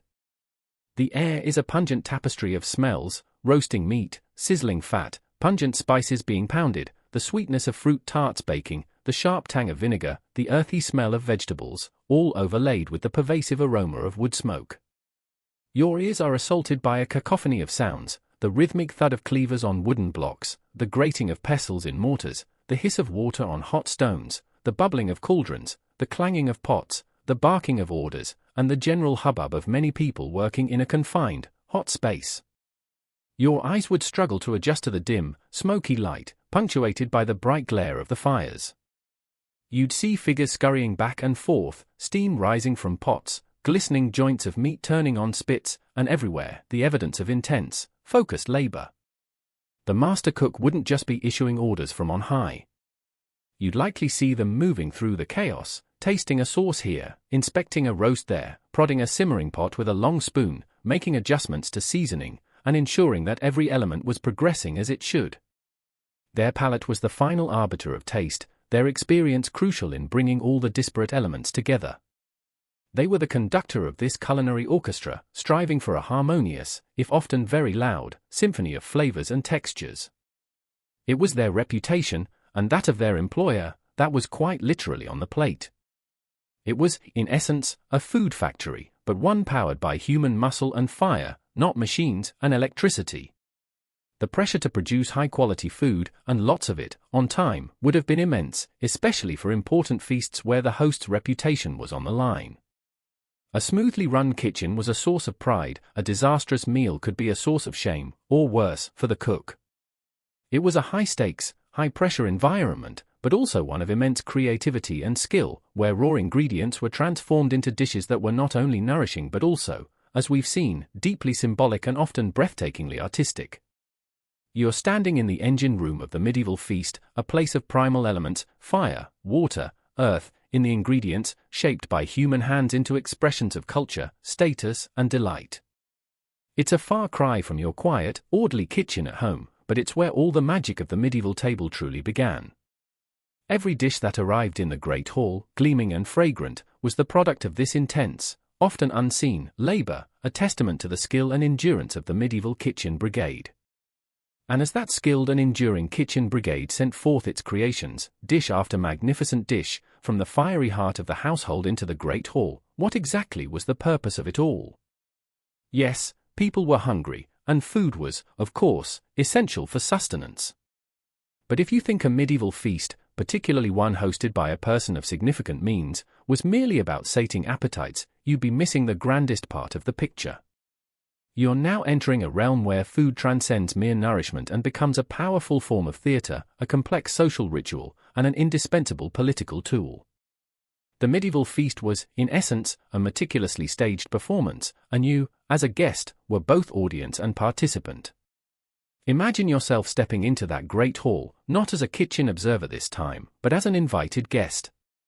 The transformation from the smoky, utilitarian kitchen to the splendor of the feasting space is immediate and striking.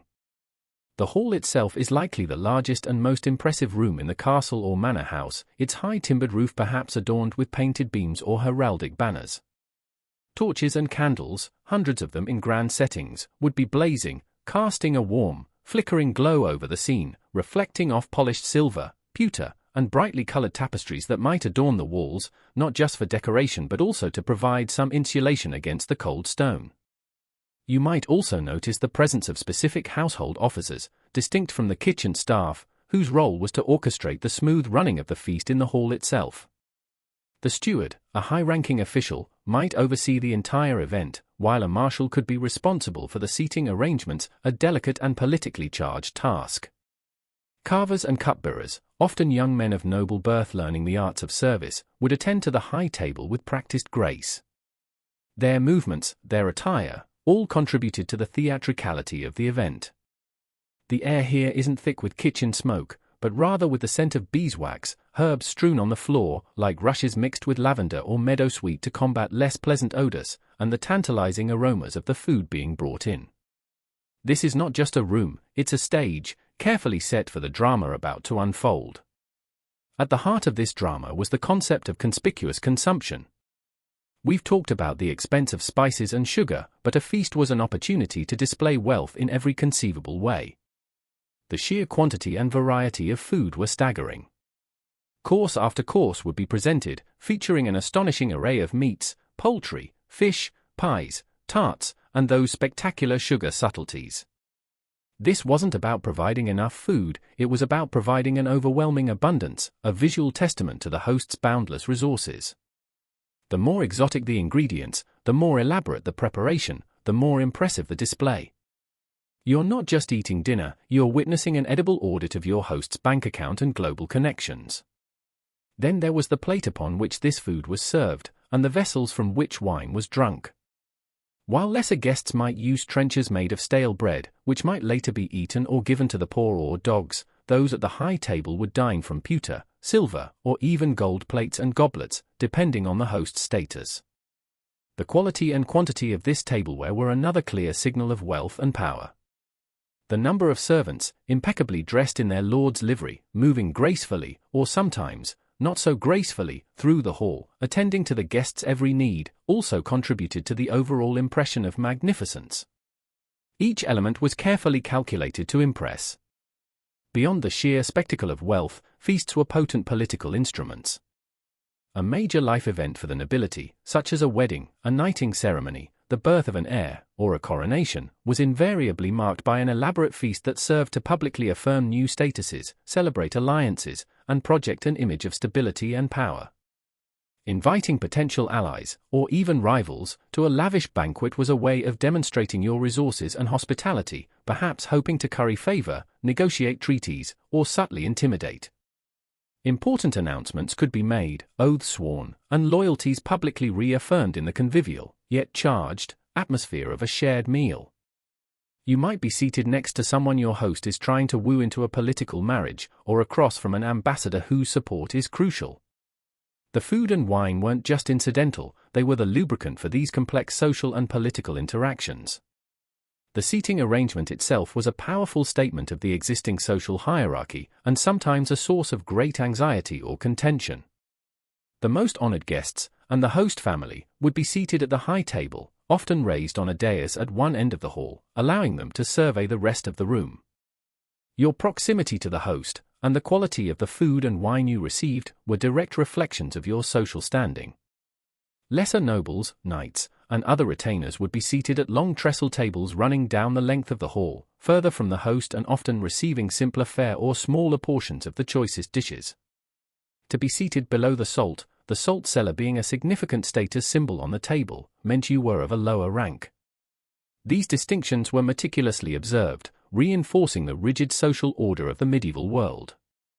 It's a bit like a very elaborate, and sometimes very public, game of social snakes and ladders, played out with seating charts and serving protocols.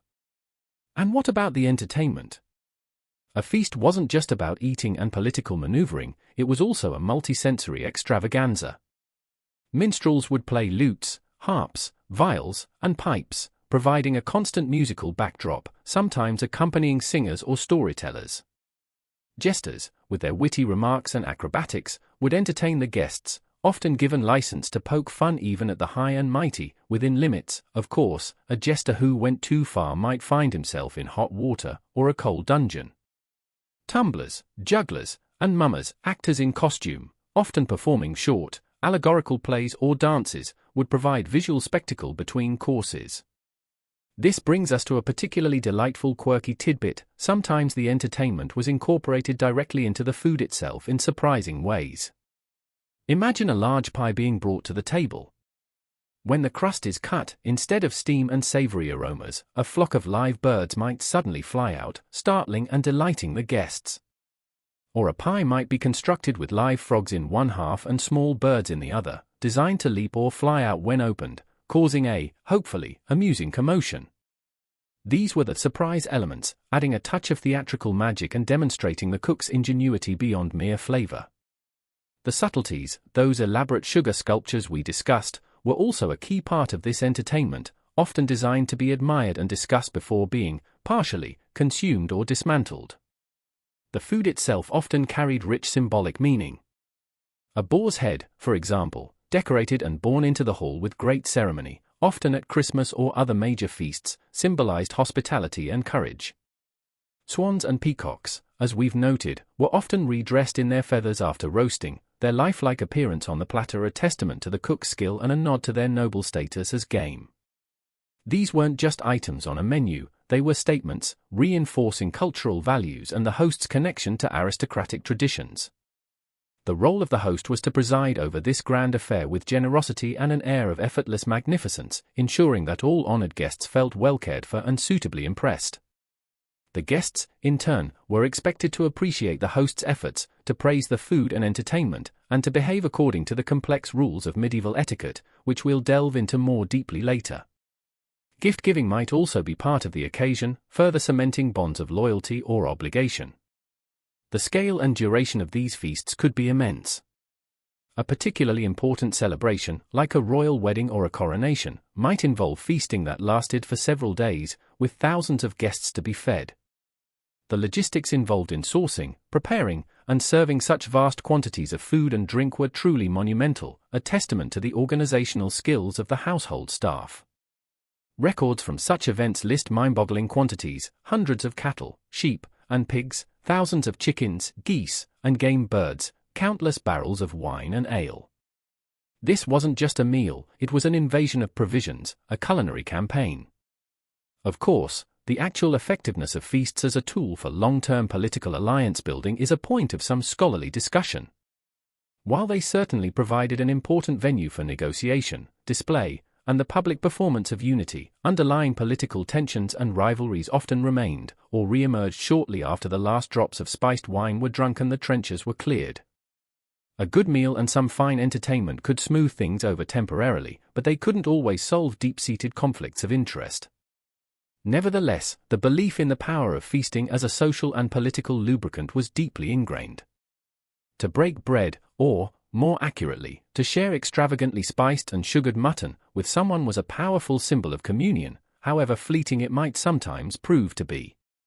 So, as you sit at this imaginary feast, surrounded by the sights, sounds, and smells of medieval revelry, you begin to understand that every element, from the choice of spices in your wine to the anointing of a new night between courses, is laden with meaning.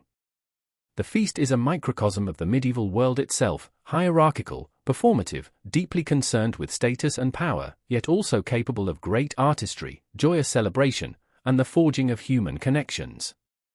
As a guest, particularly if you weren't a regular at such grand affairs, you might feel a sense of awe, mingled perhaps with a touch of anxiety about navigating the complex etiquette. The sheer opulence could be overwhelming, the array of unfamiliar dishes bewildering. But above all, you would feel the immense power and prestige of your host, communicated not through speeches or edicts, but through the universal language of shared food and drink, elevated to an art form. You're not just a passive eater, you're an active participant in a living, breathing spectacle, a grand theatrical production where the lines between sustenance, social interaction, political maneuvering, and pure entertainment are delightfully and deliberately blurred.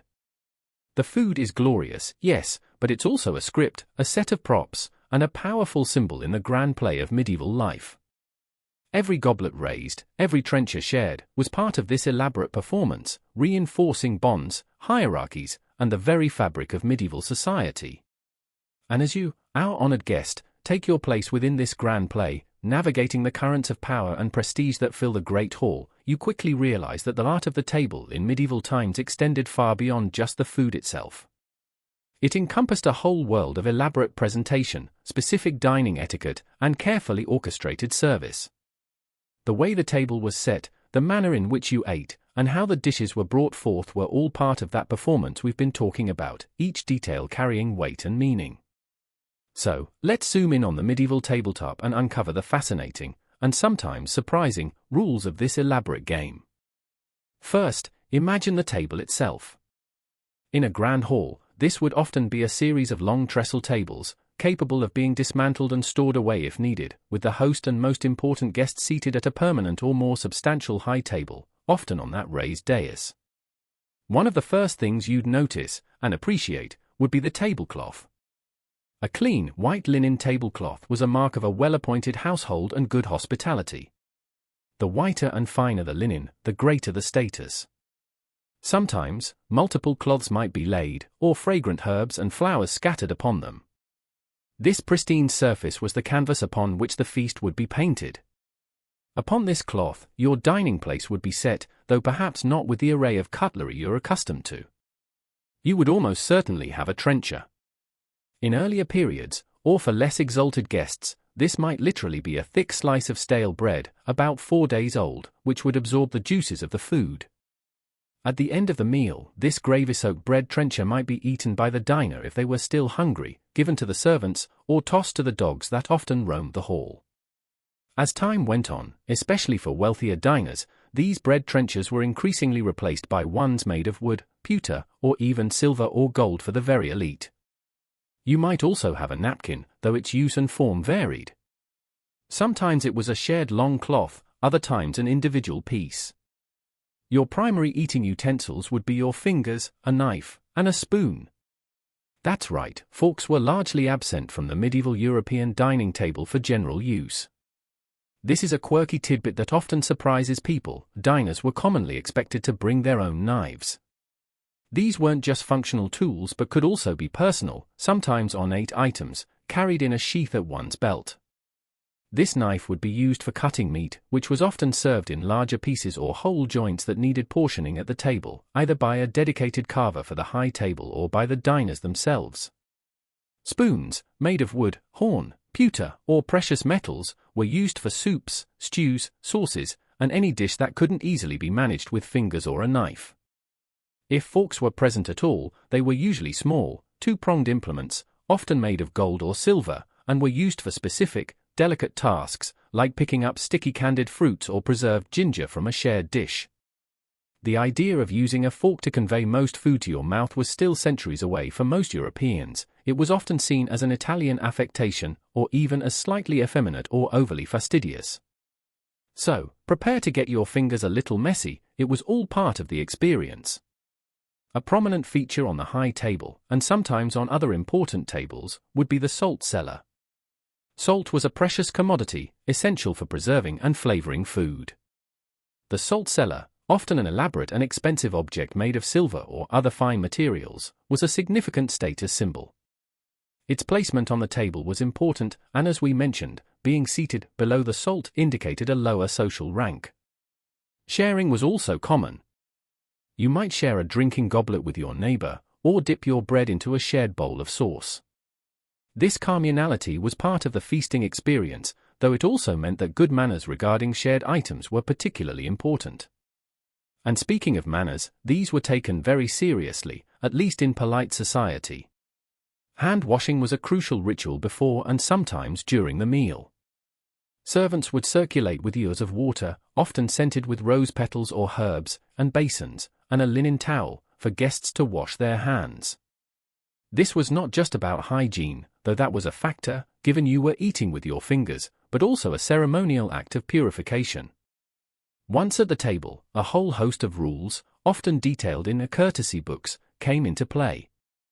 A mainstream historical fact is that these courtesy books, such as the French Les Contenances de la Table from the 15th century, or advice found in broader works on noble living, provided explicit instructions on polite dining. Furthermore, the very concept of the feast was often a public or semi-public affair, especially for royalty or high nobility. While not everyone could partake, the doors of the Great Hall might sometimes be open or at least accessible to onlookers in galleries, allowing a wider audience to witness the splendor and magnificence of their lord. This display wasn't just for the invited guests, it was a projection of power and status to the broader community. The art of the table was, in this sense, a very public performance of lordship. Think about the sensory experience. It wasn't just taste. It was the sight of the gleaming tableware, the vibrant colors of the food, the impressive architecture of the sugar subtleties. It was the sound of music, the murmur of conversation, hopefully polite, the ceremonial announcements of new courses. It was even the feel of the fine linen, the weight of a silver goblet. All these elements combined to create a rich, immersive experience that was far removed from a simple, utilitarian meal. The art of the table was about engaging all the senses, about creating memories, and about reinforcing the social bonds and hierarchies that structured medieval life. So, as you carefully wipe your fingers on your napkin, or politely accept a portion of sugared mutton from a shared platter, you are partaking in a tradition that valued not just what was eaten, but how it was eaten, and the beautiful, complex performance that surrounded it all. It was a demonstration of civility, a mark of belonging, and a key part of the rich tapestry of medieval social life. And that rich tapestry of medieval social life, so vividly expressed in the art of the table and the performance of the feast, had its threads of hierarchy woven through every single aspect, especially when it came to what, and how, you actually ate. Your social rank wasn't just a title or a place in a procession, it directly determined your experience at the feasting table, from your physical location to the very quality and quantity of the food placed before you. So, let's explore this crucial dimension of medieval dining, how your seat at the table quite literally dictated your meal. You're already familiar with the concept of the high table, that elevated platform often at one end of the great hall where the lord, his lady, their immediate family, and the most distinguished guests were seated. This wasn't just for a better view, it was the epicenter of status, and the provisions here reflected that. Then, stretching down the length of the hall, were the lower tables, populated by knights, lesser nobles, important household officials, and other retainers of varying degrees of importance. Even among these lower tables, there could be further subtle gradations of status. Now, imagine the dishes arriving from the kitchen, heralded perhaps by that fanfare we mentioned. It's unlikely that every single table received an identical portion of every magnificent creation. The choicest cuts of meat, the tenderest part of the roast, the breast of the swan or peacock, would invariably make their way to the high table. The most elaborately spiced dishes, shimmering with saffron or pungent with cloves, and those containing the most expensive imported sugar, would also be concentrated here. If there was a particularly rare game bird, or a fish that had undertaken a long and costly journey to the table, you can be sure it was destined for those at the top. Food was often served in messes, which were essentially portions intended to be shared by a small group of diners, perhaps 2, 4, or 6 people. And here's where the differentiation became really clear: the quality and composition of the messes could vary significantly from one table to another, or even within different sections of the same long table. Those at the lower end might find their messes contained less meat, more of the cheaper grains or vegetables, or simpler preparations with fewer expensive spices. It was a very visible and tangible way of reinforcing the social pecking order. You didn't just know your place, you tasted it. While outright resentment might be dangerous to express, one can imagine a certain amount of quiet grumbling or envious glances cast towards the high table from the further reaches of the hall. However, the system was largely accepted as the natural order of things. To be part of a great household, even in a lesser capacity, offered security and a sense of belonging that often outweighed the indignity of a plainer mess. Plus, there was always the hope of promotion, or of catching the Lord's eye for some meritorious service, which might lead to a better seat and better fare at a future feast. A mainstream historical fact that illuminates this practice is found in the detailed household accounts kept by noble families. These records, such as the accounts for the Percy household in England during the late Middle Ages and early Tudor period, meticulously itemize the livery, the daily or weekly allowances of food and drink distributed to every member of the household, from the lord himself down to the humblest stable boy. These allowances were precisely calibrated according to rank, detailing not just the quantity of bread, ale, wine, and meat, but often the specific type and quality. What was good enough for a groom was certainly not what was served to a visiting duke. This systematic differentiation extended directly to feasting. Certain foods were almost exclusively the preserve of the elite. We've talked about spectacular birds like swans and peacocks being redressed in their feathers. While impressive to behold for everyone in the hall, the actual eating of these often tough and not particularly flavorful birds was more of a status symbol, and you can bet the prime portions, if any could be called prime, went to the high table. Similarly, very exotic or difficult to obtain game, like crane or heron, would be delicacies reserved for the top tier. Those magnificent sugar subtleties, while admired by all, were often placed before the most important guests at the high table, who might be invited to partake first, or who might simply have the best view and closest access to these edible artworks. The same principle applied to drink. The finest imported wines from Gascony, Burgundy, or the Rhine, perhaps carefully aged or transformed into fragrant hypocras with expensive spices and sugar, would flow freely at the high table. Goblets here were more likely to be made of silver, parcel gilt, or even gold. Further down the hall, the wine might be of a lesser quality, a younger or rougher local vintage, or it might be ale, the staple drink for most people, that filled the cups, which themselves would likely be made of pewter, wood, or horn. Even the privilege of an individual drinking cup, rather than sharing, might be more common at the high table. This differentiation in service was also very apparent. The high table would have more attentive servants, dedicated carvers, and cupbearers. Their every need would be anticipated. At the lower tables, service might be less frequent, and diners might be expected to help themselves more from the communal platters. It wasn't necessarily neglect, but rather a clear reflection of where the focus of the household's resources and attention lay. You might wonder about the symbolism of this carefully managed distribution. It wasn't just about being stingy with the good stuff for the lower ranks. It was a fundamental part of how medieval society operated. The lord, as the head of the household and the wider social unit, demonstrated his wealth and generosity by providing the feast. However, by distributing its bounty in a way that reflected each person's status, he also reinforced their place within his sphere of influence, their obligations to him, and the overall social order. It was a constant, edible reminder of everyone's position in the great chain of being. To receive food from the Lord's table, even if it was a lesser portion, was still a sign of belonging, of being part of his retinue or affinity. An interesting aspect of this is the concept of the lumbles or numles, the offal of an animal, such as the heart, liver, kidneys, and other internal organs. While sometimes consumed by the nobility if prepared in a particularly refined way, these parts were often relegated to the lower tables or given to the servants.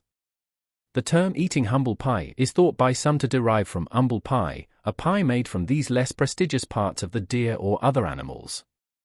So, while the lord feasted on the haunch of venison, his huntsman or kitchen staff might be making a pie from the umbles. It's a very direct example of how the animal was divided according to rank. And speaking of distinctions at the high table itself, one fascinating quirky tidbit is the nef. This was an elaborate, often boat-shaped, hence the name, from the old French for ship, container, usually crafted from precious metals like silver or gold, and sometimes encrusted with jewels. It would be placed on the high table directly in front of the host or the most important personage, like the king.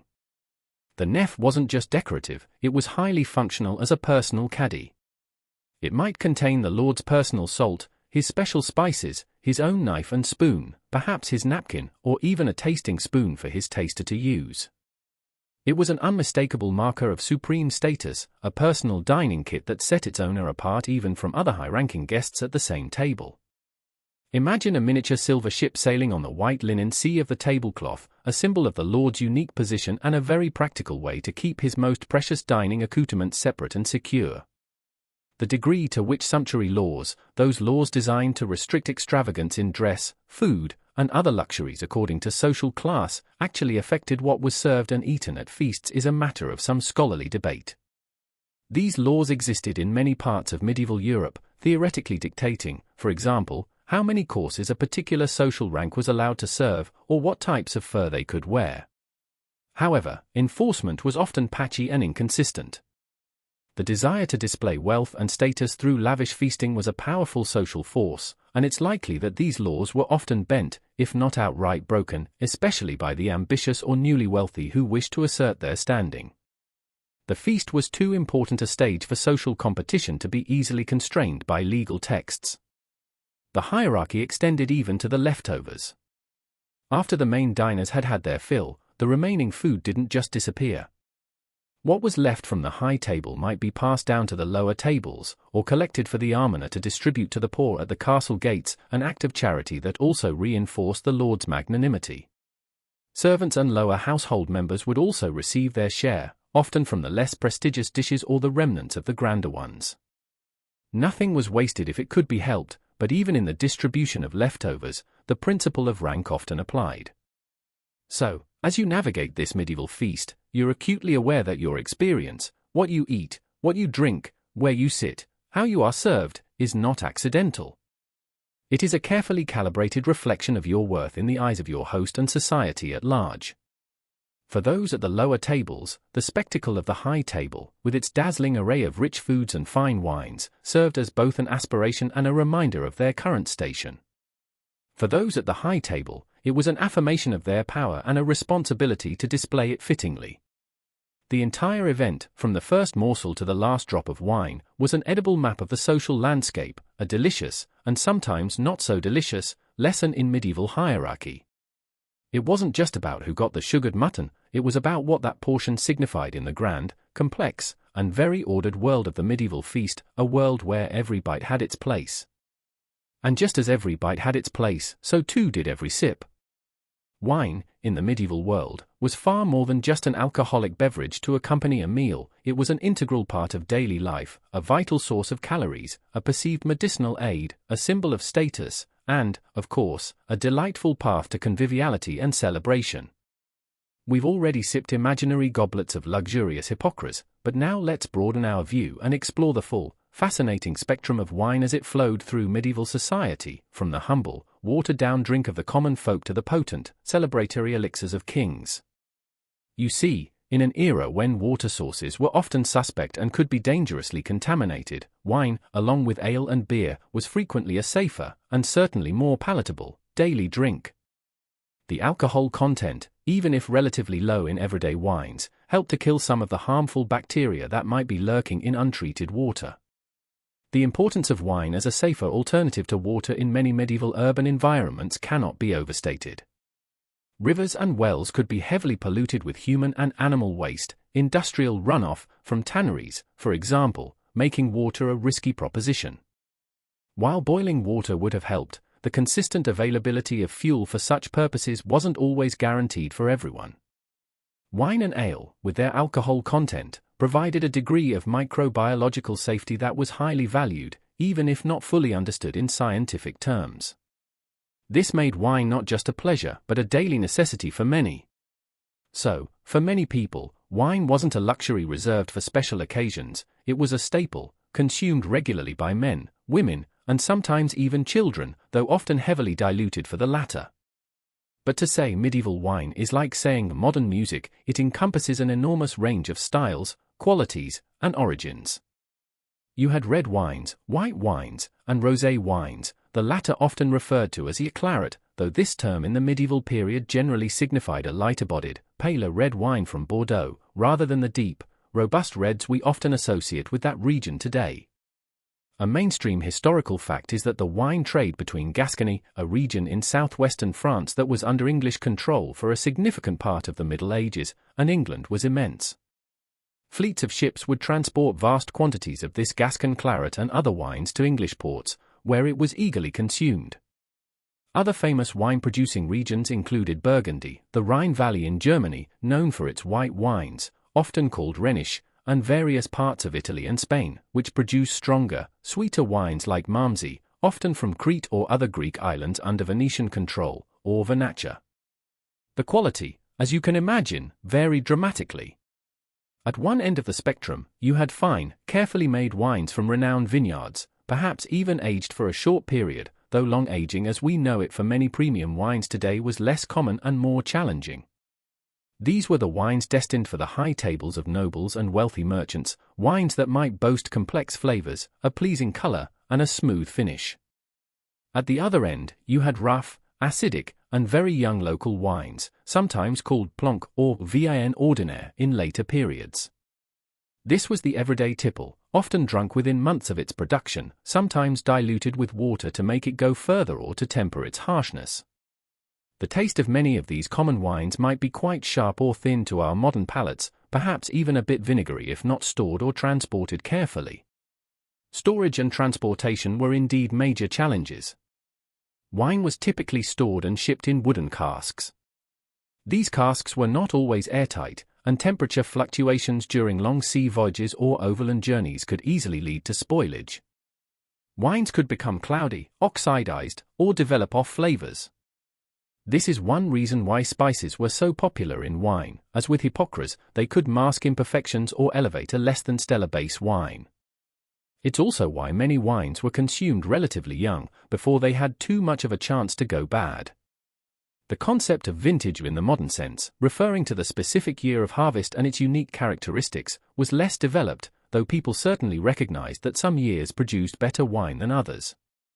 Naturally, the type and quality of wine you drank were heavily influenced by your social standing, echoing the distinctions we saw with food. Peasants and labourers would most likely drink very cheap local wine, if they could afford it at all, or more commonly, ale or cider. Monasteries, many of which had their own extensive vineyards, often produced wine for their own consumption, including for mass, a vital liturgical use, and sometimes for sale. They were important centers of viticulture and winemaking knowledge. Urban dwellers might buy wine from taverns or directly from merchants. And the nobility, as we've seen, had access to the widest array and the best quality, including those prized imported wines and the elaborately prepared spiced concoctions. The cellar of a great lord would be a treasure trove, carefully managed by a butler or cellarer. This individual was responsible for sourcing the wines, managing the cellar, ensuring casks were well maintained and stored correctly, overseeing the serving of wine, and preventing theft or excessive consumption by household staff. A knowledgeable butler could significantly enhance a lord's reputation through the quality and variety of wines offered. Visually, wines would have presented a spectrum. While a claret was pale red, other reds could be deeper, though perhaps not as inky as some modern powerhouses. White wines ranged from pale straw to deeper gold, especially if they were sweeter or had some age. The clarity would have been a mark of quality. A hazy or cloudy wine was generally undesirable. Drinking vessels, beyond just their material, also varied in shape, from wide, shallow mazer bowls often made of wood, to taller, stemmed goblets, and simple pottery cups or leather jacks. The way the wine looked in the cup, and the cup itself, added to the overall aesthetic of the table. Wine wasn't just for drinking, either. It was a common ingredient in medieval cooking, used much as we use it today, to deglaze pans, to add acidity and depth to sauces, to poach fruit, or as a braising liquid for meats. Verjuice, the highly acidic juice of unripe grapes, was another common culinary ingredient, providing a sour counterpoint in many dishes. So, even if you weren't drinking a fine wine, its less distinguished cousins might still be contributing to the flavors on your plate. Revisiting our friend Hypocras for a moment, it truly represented the pinnacle of medieval spiced wines, a luxurious blend of fine wine, expensive sugar, and a complex array of exotic spices, often consumed for its perceived medicinal benefits as much as for its taste. But simpler spiced wines also existed, precursors perhaps to modern mulled wine. These might involve just a few common spices like cinnamon or cloves, perhaps some honey, heated gently with a more ordinary wine. These would have been more accessible, a warming treat on a cold day, even if they didn't carry the same cachet as true hypocras. The desire to enhance wine with spices was widespread, reflecting that general medieval love for intense and aromatic flavors. Given the challenges of production and storage, it's not surprising that wine was sometimes subject to adulteration, or that various techniques were employed to correct wines that had gone off. A wine that was turning cloudy might have egg whites or other fining agents added to clarify it. If it was becoming acidic, chalk or other substances might be added to neutralize it, with varying degrees of success and healthfulness, one imagines. Unscrupulous merchants might try to pass off inferior wine as something better, or blend good wine with bad to stretch their profits. Caveat emptor, let the buyer beware, was as relevant then as it is now. One amusing, if slightly alarming, quirky tidbit from some medieval sources suggests that if a person was so desperately poor that they could only afford either bread or wine, some medical thinkers advised them to choose the wine. The reasoning, tied to humoral theory, was that wine was considered more nourishing and more essential for maintaining the body's heat and vitality than plain bread. This probably tells you more about their medical beliefs than actual nutritional science, and it certainly underscores the immense cultural importance placed on wine. One shudders to think of the quality of wine available to someone in such dire straits. Outside the home or the great hall, taverns and alehouses were the primary places where ordinary people could purchase and consume wine and other alcoholic beverages. These establishments varied greatly, from rough and ready inns catering to travelers and locals, to more reputable establishments in larger towns and cities. Here, you could enjoy a cup of wine, catch up on local news and gossip, play games, and generally escape the daily grind. The quality of tavern wine was often a gamble, but it provided an important social space. The ritual and symbolic uses of wine were also deeply embedded in medieval culture. Its central role in the Christian Eucharist, where it symbolized the blood of Christ, gave it a profound religious significance. Beyond the church, wine was used for ceremonial toasts at feasts, to seal oaths and agreements, and to mark important rites of passage. To share wine was to share fellowship. The exact taste profile of many common medieval wines is a fascinating area of ongoing research and scholarly debate. While we have recipes for spiced wines like hypocras, and descriptions of the qualities of famous regional vintages like the hot and strong wines of Spain, or the subtle wines of the Rhine, the precise character of the everyday wines drunk by the majority of the population is harder to pin down. Analysis of surviving texts, artistic depictions of wine consumption, and even archaeological evidence such as grape pips found at medieval sites or residues in pottery vessels, all provide clues. but recreating the precise sensory experience of drinking, say, a cheap Parisian wine in the 14th century remains a delightful challenge for historians and enologists. It was likely a far more varied and often more rustic world of wine than our modern, globally standardized one. So, as you imagine yourself at that medieval feast, your goblet being refilled, remember that the wine before you is more than just fermented grape juice. It's a product of extensive trade networks, a reflection of agricultural practices, a marker of your social status, a component of medical theory, and a key ingredient in the social and religious life of the era. From the crudest local brew to the most exquisite spiced import, wine flowed through the veins of medieval society, warming bodies, gladdening hearts, and fueling the grand performance of the feast. Each vintage, each style, tells a story of the people who made it, transported it, sold it, and, with great appreciation, drank it, shaping their world one sip at a time. And as that wine shaped their world, one sip at a time, it, like almost everything else on the medieval table, was subject to the relentless, unforgiving forces of nature. Without the humming refrigerators, vacuum sealers, or convenient sell-by dates that we take for granted, the medieval household was engaged in a constant, high-stakes preservation game. Keeping food edible, safe, and palatable, especially through lean seasons or long journeys, was a monumental challenge. And it's here, in this quest for a semblance of freshness and flavor in a world prone to rapid spoilage, that our familiar friends, spices and sugar, played yet another crucial, if sometimes misunderstood, role. Imagine your medieval self, living without a fridge. The bounty of summer, fresh fruits, vegetables, easily caught fish, is wonderful, but fleeting. Winter looms, a time when fresh produce is scarce and livestock might be culled because there isn't enough fodder to keep them all alive. How do you ensure you have enough to eat? This was the central question that drove medieval food preservation strategies. You couldn't just pop to the supermarket for out-of-season strawberries or frozen peas. You had to plan, to prepare, to battle against the inevitable decay. The primary weapons in this battle were ancient, tried and tested techniques. Salting was king. A mainstream historical fact is that salting was the most widespread and utterly crucial method for preserving meat, like pork, beef, and mutton, and fish, especially cod and herring, throughout the Middle Ages.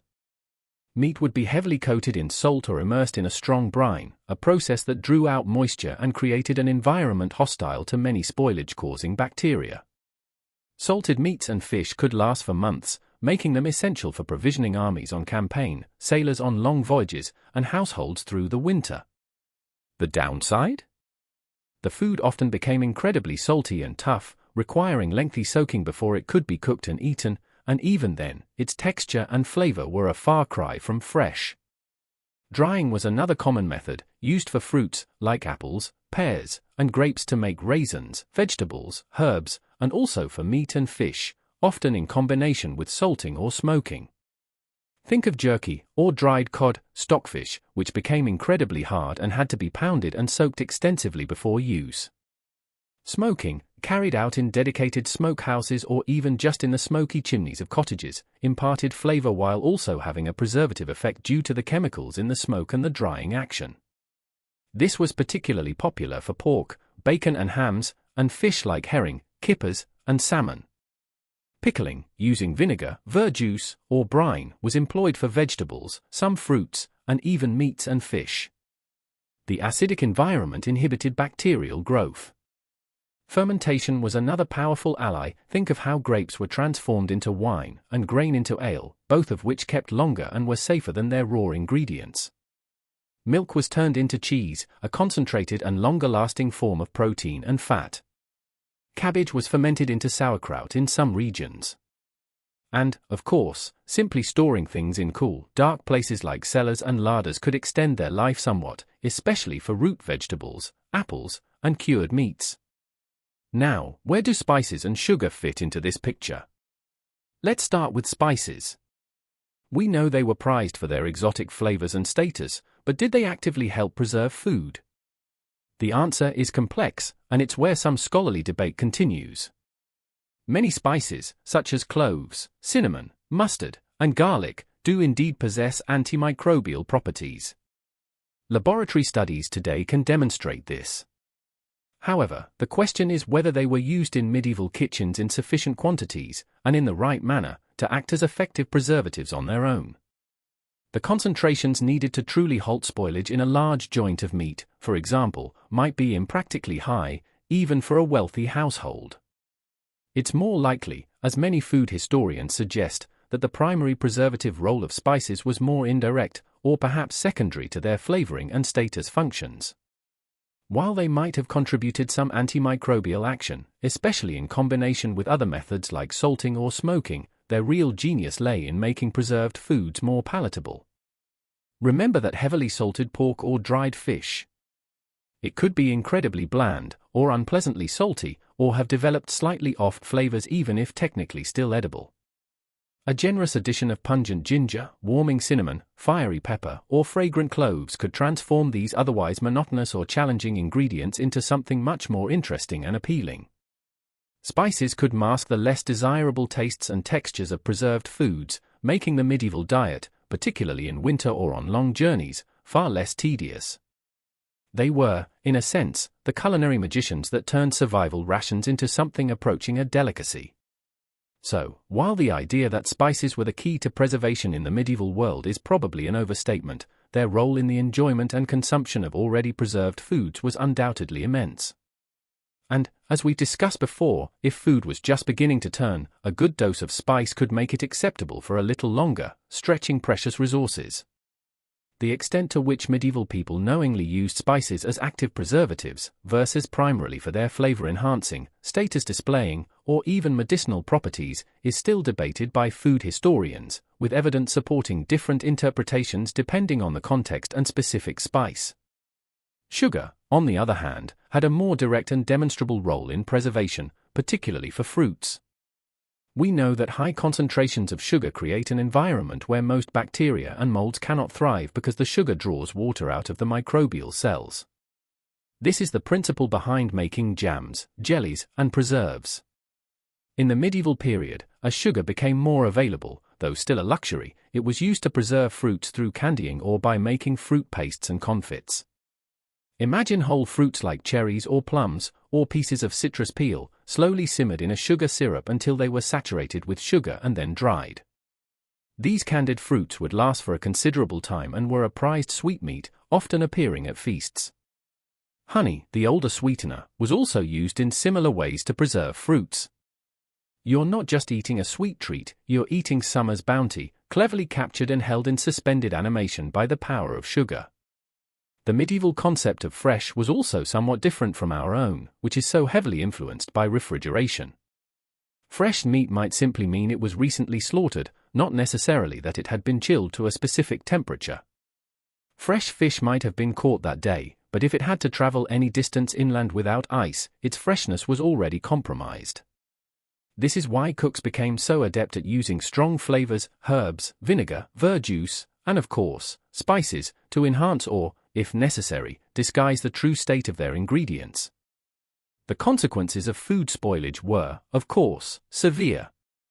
While they didn't understand germ theory or specific pathogens like Salmonella or E. coli, medieval people were certainly familiar with the unpleasant and sometimes dangerous effects of eating bad food.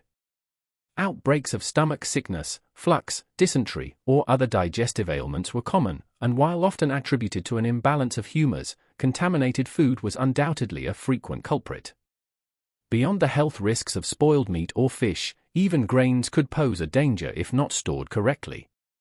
Rye bread, a staple for many, could become contaminated with ergot, a fungus that produces potent toxins. Eating ergot-infected rye could lead to a dreadful condition known as ergotism, or St. Anthony's fire, causing hallucinations, convulsions, gangrene, and often death. This underscores how critical proper harvesting, drying, and storage of all foodstuffs were. Beyond the health risks, spoiled food also meant significant economic loss. Every rotten apple, every tainted piece of meat, was a waste of precious resources and labor.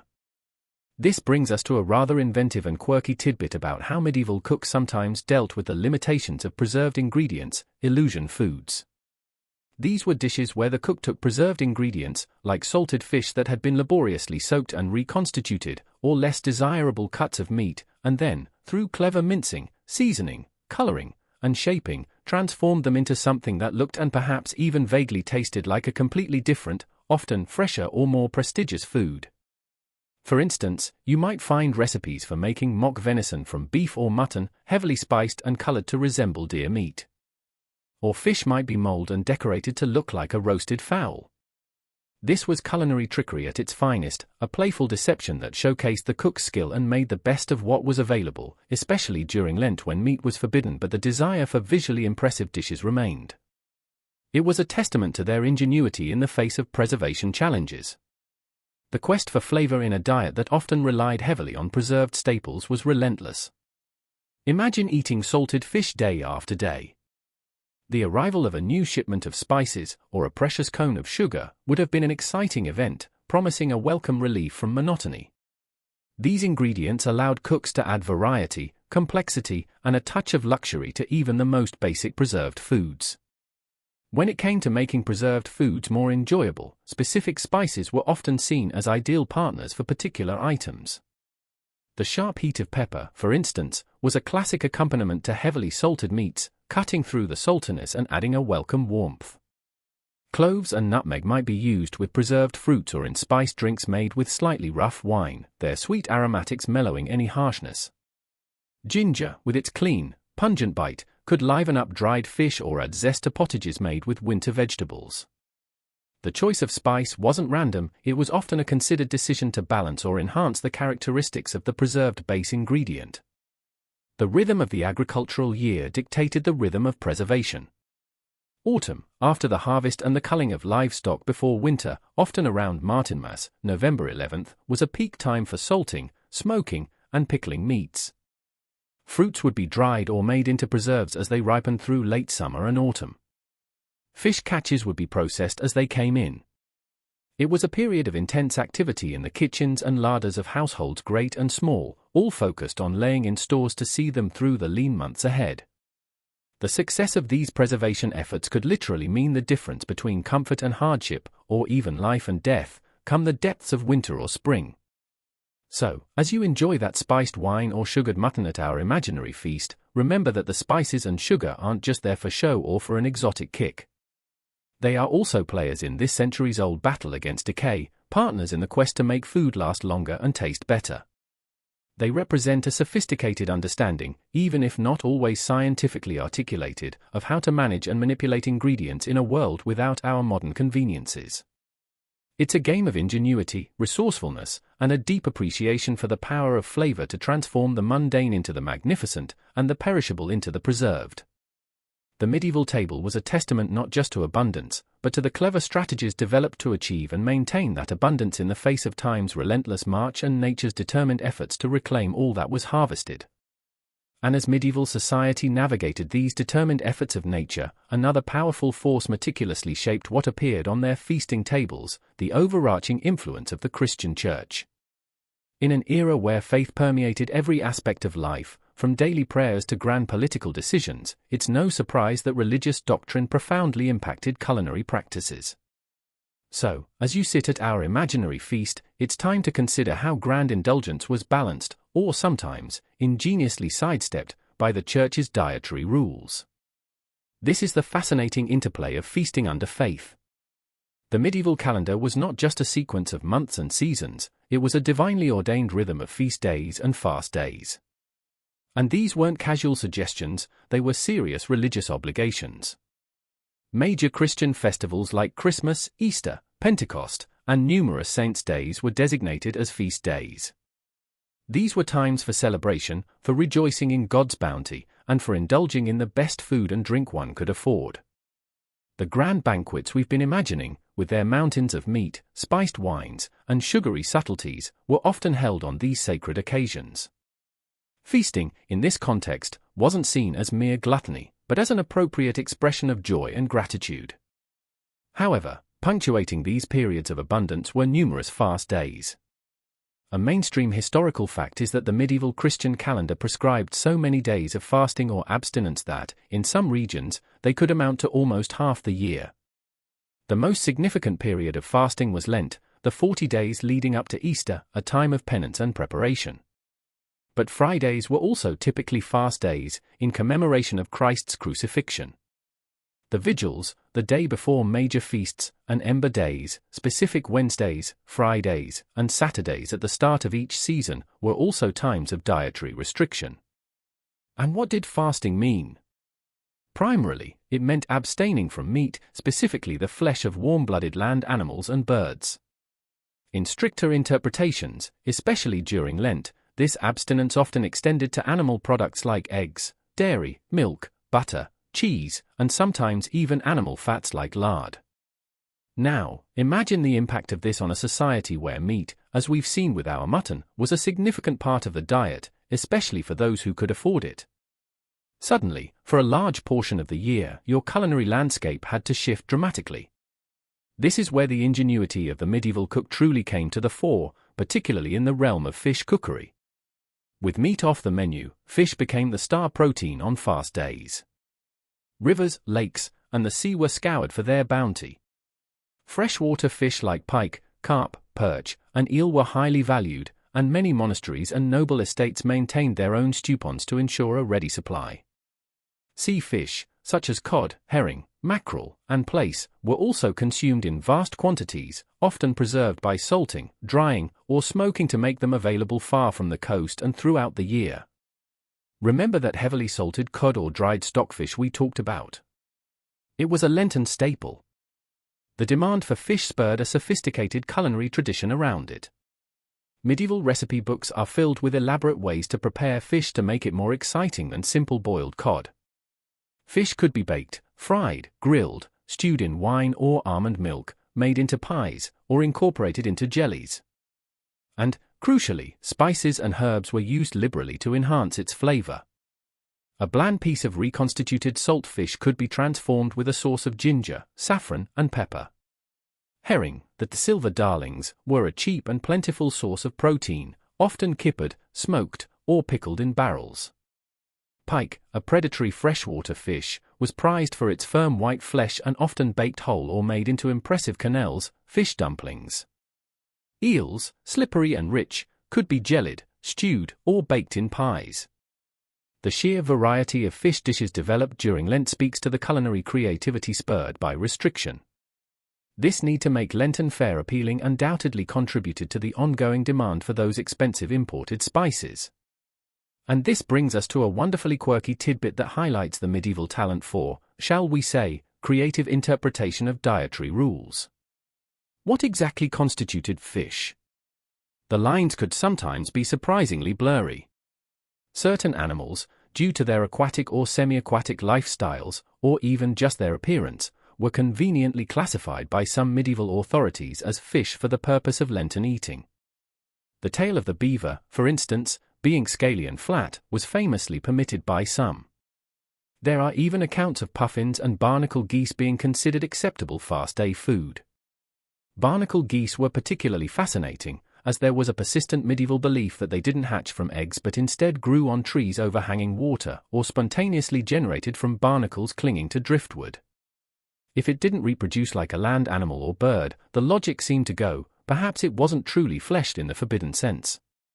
You have to admire the theological and biological gymnastics involved in some of these classifications.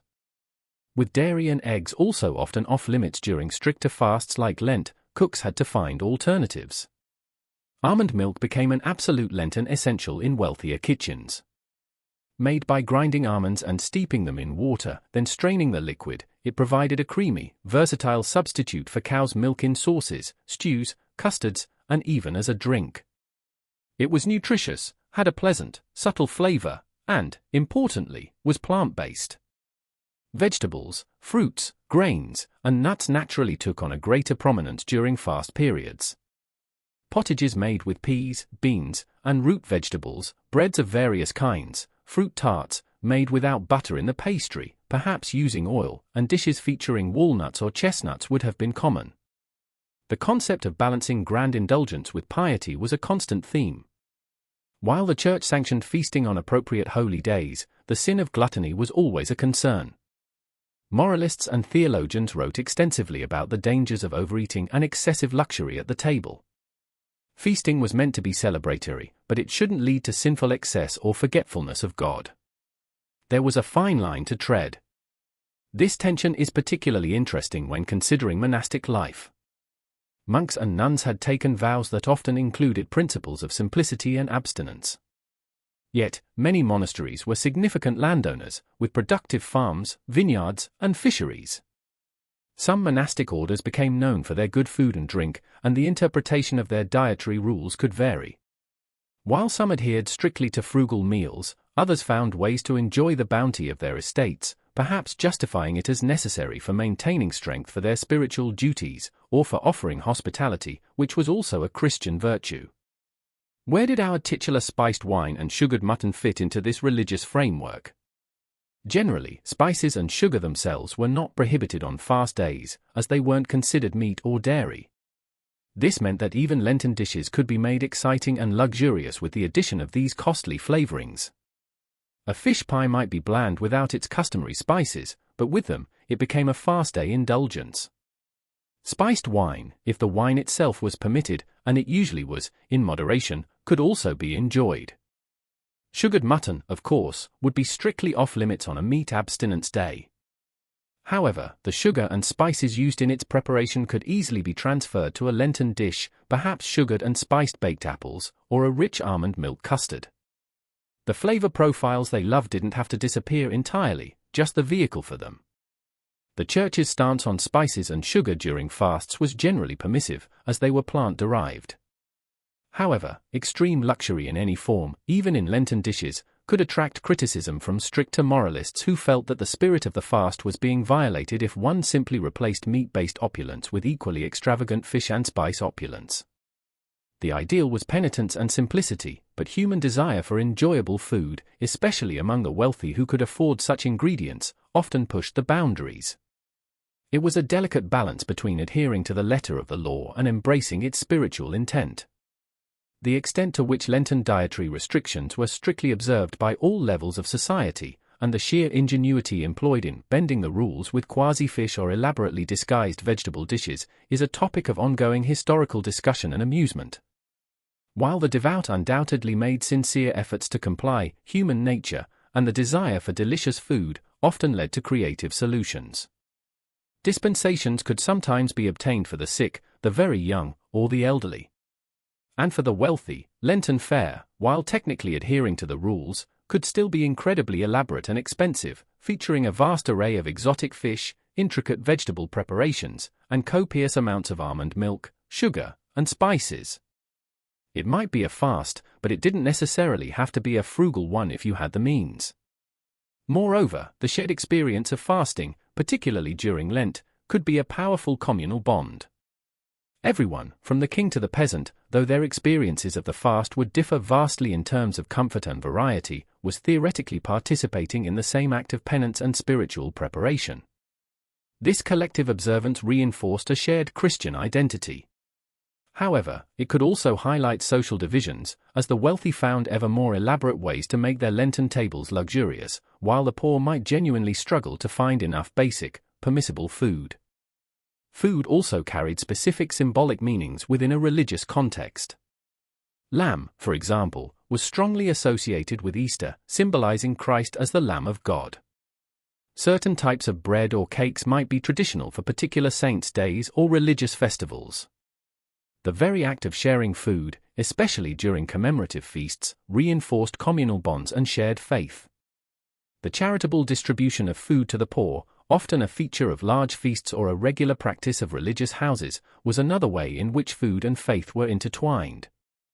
So, the medieval feast was never truly free from the guiding hand of the Church. Its rhythms, its ingredients, and even its moral implications were shaped by centuries of Christian doctrine and practice. The culinary arts had to be adaptable, capable of producing magnificent spreads for times of celebration, and equally inventive, if more restricted, fare for times of penance. This constant negotiation between earthly appetite and spiritual discipline created a uniquely medieval culinary landscape, one where a beaver's tail could be a fish, almond milk could be king, and the joy of a festival was made all the sweeter by the preceding period of restraint. It was a testament to their ability to find ways to celebrate life and faith, even within a framework of detailed and demanding religious observance, a framework that touched every plate and every feasting table. And just as the framework of faith touched every plate, so too did another powerful, all-encompassing system of belief, the medieval understanding of health, the body, and the very nature of well-being. You couldn't simply eat for pleasure or sustenance in the medieval world, especially if you were of a certain social standing and had access to medical advice. Every morsel, every ingredient, was thought to have a direct impact on your internal balance, your humors. So, let's delve into the fascinating world of guts, humors, and health, and see how our spiced wine and sugared mutton were perceived through the lens of medieval medical theory. At the heart of this theory, inherited from the ancient Greek physicians Hippocrates and Galen and dominant for well over 1,000 years, was the concept of the four humors. Your body, it was believed, contained four essential fluids: blood, phlegm, yellow bile, or choler, and black bile, or melancholy. Each humor was associated with specific qualities. Blood was hot and moist, phlegm, cold and moist, yellow bile, hot and dry, and black bile, cold and dry. Furthermore, each humor corresponded to one of the four elements: air, water, fire, earth, respectively, and even influenced a person's temperament. A healthy individual was one in whom these four humors were perfectly balanced. Illness arose when one or more humors became excessive or deficient, throwing the whole system out of whack. Given this framework, food played an absolutely crucial role, not just in nourishing the body, but in maintaining or restoring this delicate humoral balance. Every ingredient, every type of meat, fish, fruit, vegetable, herb, and spice, and even wine and water, was meticulously classified according to its perceived primary qualities: hot, cold, moist, or dry, often to varying degrees. The job of the cook, therefore, especially in a wealthy household that might employ a physician or consult medical texts, was not just to create delicious food, but to act as a sort of quasi-physician, combining ingredients in ways that were considered humorally sound and beneficial for the diners. You weren't just eating, you were actively participating in your own health regimen, one carefully constructed dish at a time. Now, let's consider our star beverage, spiced wine, particularly the luxurious hypocras. Wine itself was generally considered to be hot and moist in nature, though different types of wine could vary. Red wine might be seen as hotter and drier than white, for example. This inherent warmth was already a good start in a world that often felt cold and damp. Then you add the spices: cinnamon, ginger, cloves, grains of paradise, and so on. These were almost universally classified as hot and dry, often intensely so.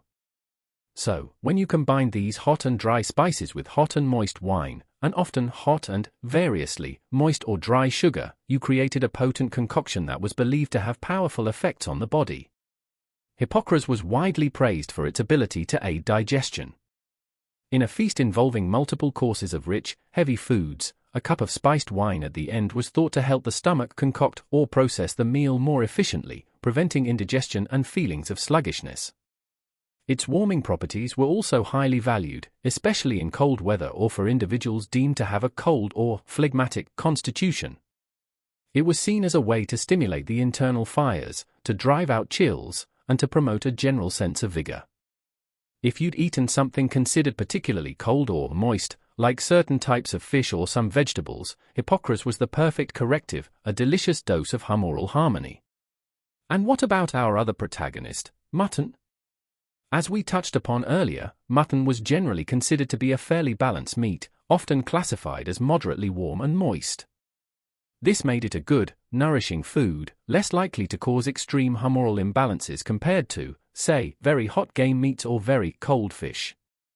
It was seen as good for building blood, which was the most desirable of the humors, associated with a sanguine, cheerful temperament.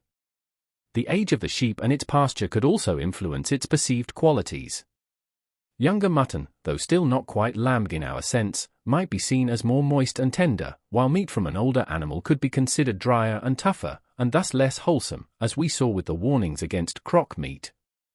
Now, let's introduce sugar into the mutton equation. Sugar, as we've discussed, started its European journey largely as a medicinal ingredient, often sold in apothecaries. Its humoral classification could vary a bit depending on its refinement and source, but it was generally considered to have heating properties, and could be seen as moist or dry depending on context. When you combine mutton, warm and moist, with sugar, hot and various, and then add hot and dry spices like ginger, cinnamon, or pepper, you're creating a dish that, from a humoral perspective, is quite active. The spices and sugar would be seen as further warming the mutton, perhaps making it even more digestible, or counteracting any residual coldness or excess moisture that might be perceived. For a medieval physician, a recipe for sugared and spiced mutton wouldn't just be a culinary fancy, it would be a complex humoral equation designed, at least in theory, to promote well-being. The entire process of digestion, or concoction as they called it, was a central concern in medieval medical thought. It was believed that food was cooked first in the stomach, then further refined in the liver, and finally distributed throughout the body. Proper concoction was essential for generating good humors and maintaining health. Foods were chosen and combined with an eye to how well they would be processed by the body. Some foods were considered opening, meaning they were thought to clear obstructions and prepare the digestive system, and might be eaten at the start of a meal. Fresh fruits, for example, were often eaten at the beginning. Other foods were considered binding or harder to digest and might be eaten later, or in moderation. A great illustration of how deeply these ideas permeated society is the Regimen Sanitatis Salernitanum, a famous medieval health poem that originated from the renowned medical school of Salerno in Italy. This work, which became incredibly popular and was translated into many languages, offered a wealth of advice on diet, hygiene, sleep, exercise, and general lifestyle, all firmly rooted in humoral theory. It provided easy-to-remember verses on the properties of different foods and how to live a healthy life according to these principles. For instance, wine was often praised for its ability to generate good blood and lift the spirits, but excessive consumption was warned against. Spices like ginger and pepper were recommended to aid digestion and warm a cold stomach. The regimen might advise on which meats were easier or harder to digest. Mutton, being fairly balanced, was generally well regarded. An important aspect of humoral medicine was the concept of an individual's complexion or constitution. It was believed that each person had a natural leaning towards a particular humoral balance. Someone might be naturally more sanguine, dominated by blood, phlegmatic, phlegm, choleric, yellow bile, or melancholic, black bile. Dietary advice would often be tailored to this individual complexion. So, if you were known to be of a cold and moist phlegmatic temperament, your physician, or a knowledgeable host, might encourage you to consume more hot and dry foods, like well-spiced dishes and robust wines, to counteract your natural imbalance.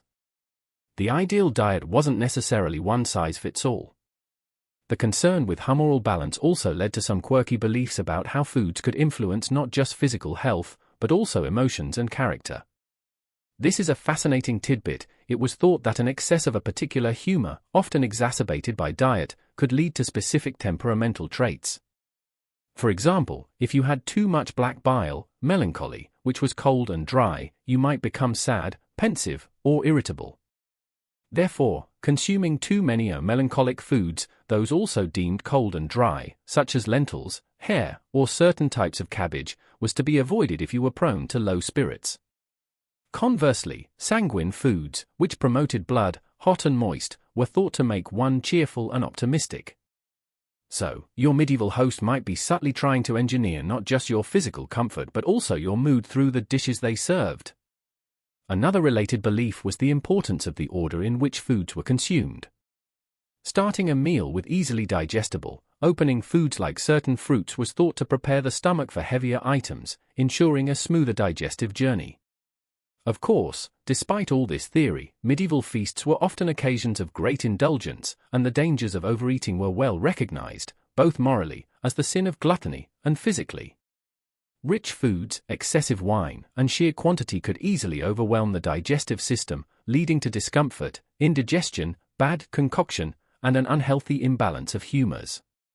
Physicians and moralists alike often preached moderation, even if the reality of the feasting table frequently contradicted this ideal. However, the very act of feasting, with its sheer abundance and richness, could be seen as humorally risky, regardless of the supposed balance of individual dishes.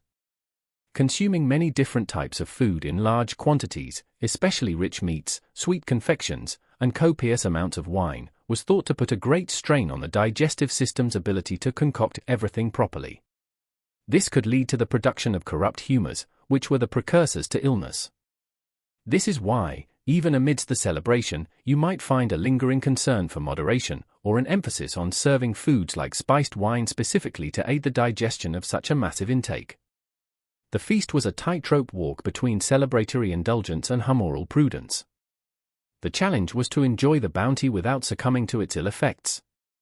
The roles of the physician and the master cook often overlapped in this environment. While the physician would diagnose illnesses and prescribe remedies, which often included dietary adjustments, the cook was the one who had to implement these dietary principles on a daily basis, especially in a large household. Many medieval cookbooks, therefore, don't just contain recipes, they also include advice on the humoral properties of ingredients and how to prepare food in a healthy way. They were, in a sense, practical guides to applied humoral theory. The exact degree to which ordinary people, as opposed to the educated elites who read medical texts and courtesy books, consciously understood or meticulously applied the complex rules of humoral theory in their daily food choices is, naturally, a subject of ongoing scholarly inquiry. It's likely that the general principles, the idea of foods being heating or cooling, or good or bad for digestion, were quite widely diffused through popular culture, even if the intricate details were known only to a few. But for those planning and partaking in grand feasts, where health, status, and sophisticated display were all paramount, the humoral qualities of spiced wine and sugared mutton were undoubtedly a significant consideration, adding another layer of meaning and intention to these already complex dishes. You weren't just being treated to an expensive meal, you were, in theory, being offered a carefully balanced, health-promoting experience, designed to delight your palate and harmonize your very being, even if the sheer scale of it sometimes threatened to tip that balance into delicious chaos. And as that delicious chaos of the medieval feast begins to recede, as the last echoes of the minstrels' lutes fade from the great hall and the scent of wood smoke and lingering spices gently dissipates, you might find yourself wondering, what became of these bold, assertive tastes? Did the love for spiced wine and sugared mutton simply vanish with the changing centuries, a curious culinary footnote in the grand pageant of history? Or do these ancient flavor profiles, these seemingly exotic combinations, still whisper to us from our modern plates? As we draw our long journey to a close, let's explore the surprising ways in which medieval tastes linger, subtly influencing how we eat even today. It's true that if you were to serve a full-blown medieval banquet, complete with heavily sugared meats, intensely spiced potages, and startlingly colored jellies, to an average Western diner today, they might find it a bit overwhelming. Over time, particularly from the Renaissance onwards in elite European cuisine, there was a gradual shift away from the overt blending of sweet and savory in main courses, and a move towards what was perceived as a more natural and less heavily disguised presentation of ingredients. The spice box, while still important, began to be used with a lighter hand in some contexts, and a clearer distinction between sweet dessert courses and savory main dishes emerged. The intense, almost riotous, flavor combinations of the medieval period gave way to new culinary ideals. Yet, if you look closely, the echoes of those medieval preferences are not entirely silent. They murmur to us in some of our most cherished traditional foods, in certain regional cuisines, and even in some surprisingly modern flavor trends. Think, for a moment, about sweet and savory meat dishes. While a directly sugared joint of mutton might not be on your weekly menu, what about a honey-glazed ham at Easter? Or a Thanksgiving turkey, resplendent with its sweet tart cranberry sauce? Barbecue ribs, slathered in a smoky, sweet, and often spiced sauce, are a beloved staple in many parts of the world. And consider dishes like sweet and sour pork, or the delightful pairing of prosciutto with melon or figures. These all play with that same fundamental contrast of sweet and savory that medieval diners adored, even if the specific expressions have evolved. The medieval cook would likely nod in recognition at these combinations. And what of spiced wine?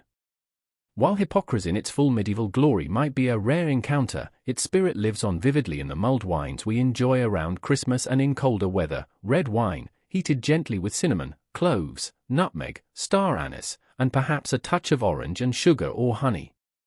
Spiced apple cider, too, carries that same warming, aromatic comfort. Even the spices in a modern chai latte, cinnamon, cardamom, ginger, cloves, though hailing from a different culinary tradition, evoke a similar sensory warmth and complexity that would have been familiar and pleasing to a medieval palate accustomed to richly spiced beverages. You're sipping on a tradition that's centuries old, a direct descendant of those fragrant medieval concoctions. Our modern dessert tables also owe a debt to medieval tastes. Many traditional festive baked goods are direct legacies. A mainstream historical fact is that dishes like Christmas pudding and mince pies, now icons of holiday feasting, have their roots firmly in medieval cookery. Early mince pies, for instance, actually contained minced meat, often mutton or beef, mixed with suet, dried fruits, and a potent blend of spices like cinnamon, cloves, and nutmeg. Over time, the meat content has largely disappeared from most modern recipes, but the rich combination of fruit and spice remains, a ghostly reminder of that medieval love for blending the sweet, the savory, and the aromatic in one potent package. Gingerbread, with its fiery ginger and warming spices, fruitcakes laden with preserved fruits and nuts, starlin, pan forte, these all carry the DNA of medieval spiced confections. The warm spices that were so central to medieval cuisine, cinnamon, nutmeg, cloves, ginger, allspice, continue to feature prominently in our baking and dessert making. We associate them with comfort, with festive occasions, with a certain old-fashioned charm. But they also pop up in savory dishes more often than you might think, especially in cuisines that have retained a stronger link to these older flavor profiles. Middle Eastern and North African tagines and stews, for example, often masterfully blend these spices with meats, fruits, and nuts. Indian curries, with their complex spice blends, also resonate with that medieval appreciation for layering multiple strong flavors. These culinary traditions, in some ways, never fully abandoned the principles that guided the medieval European kitchen. Even our love for preserved foods with strong, assertive flavors, pickles, chutneys, relishes, can be seen as a distant echo. While our preservation methods are now far more scientific, the idea of taking a base ingredient and transforming it with salt, sugar, vinegar, and spices into something piquant and long-lasting is a very medieval concept. These condiments often provide that sharp, sweet, or spicy counterpoint to richer foods, much like medieval sauces were designed to do. And here's a quirky tidbit for you: consider Worcestershire sauce. This complex, dark, and intensely savory condiment, a staple in many modern kitchens, has a fascinating ingredient list that includes vinegar, molasses, a form of sugar, anchovies, tamarind, onions, garlic, and a secret blend of spices. While its origins are 19th century, its effect, that powerful umami bomb with notes of sweet, sour, and spice, creates a layered and potent taste experience that is surprisingly reminiscent of the complex, often multiply-flavored sauces that medieval cooks strive to create to accompany their meats and fish. It's an unexpected modern echo of a very old way of thinking about flavor. The precise reasons for the major shift away from the overtly sweet-spiced savory dishes of the medieval period in Western European high cuisine during the Renaissance and early modern period are complex and, as you might expect, still debated by historians and food scholars. Factors likely included the influx of new ingredients from the Americas, like tomatoes, potatoes, chili peppers, and chocolate, which opened up entirely new flavor landscapes. Changing medical theories, moving away from strict humoralism, may have also played a part, as did evolving aesthetic preferences that began to favor the natural taste of high-quality ingredients, unadorned or more subtly enhanced. Simplicity and clarity began to be valued in new ways, at least in some culinary circles. Yet, there seems to be a recurring human fascination with these older, more complex flavor profiles. You see it in the modern craft food movement, with its interest in historical recipes, artisanal methods, and bold flavor combinations. Chefs experiment with ancient grains, heritage meats, and forgotten spices. There's a certain nostalgia, perhaps, but also a recognition that these old ways of eating offer unique and satisfying sensory experiences. We've gained much in our culinary evolution: access to global ingredients year-round, a scientific understanding of nutrition, incredible technological aids in the kitchen. But perhaps, in our embrace of modern simplicity, we sometimes miss out on the sheer, unadulterated exuberance of a medieval feast, where flavors were loud, proud, and unapologetically complex. So, was the case of spiced wine and sugared mutton truly curious? From our modern vantage point, perhaps it seems so. But as we've journeyed through the medieval world, exploring its trade routes, its kitchens, its social structures, its religious beliefs, and its understanding of health, hopefully, you've come to see that these dishes were not arbitrary or bizarre. They were the logical, delightful, and entirely sensible products of their time. They spoke of wealth and status, of exotic connections and humoral balance, of culinary artistry and a deep-seated love for flavors that stimulated and surprised. The spirit of that medieval palate, with its embrace of sweet and savory, its passion for spice, and its flair for the dramatic, hasn't entirely left us. It lingers in the background, a subtle seasoning in our modern culinary world, reminding us that taste is a journey, not a destination, and that the foods of the past still have much to teach us, and to delight us, if we only take the time to listen and to taste. And so, our long nights ramble through the echoing halls and fragrant kitchens of the medieval past, a journey shared across the quiet hours, gently, almost imperceptibly, draws towards its close. The torches in that vast great hall, which have burned so very brightly in our collective imagination, painting scenes of vibrant life and splendid abundance, now begin to flicker and wane, their golden light softening, casting ever longer, more gentle shadows that meld with the receding darkness, softening the once sharp edges of this vivid, now distant, world.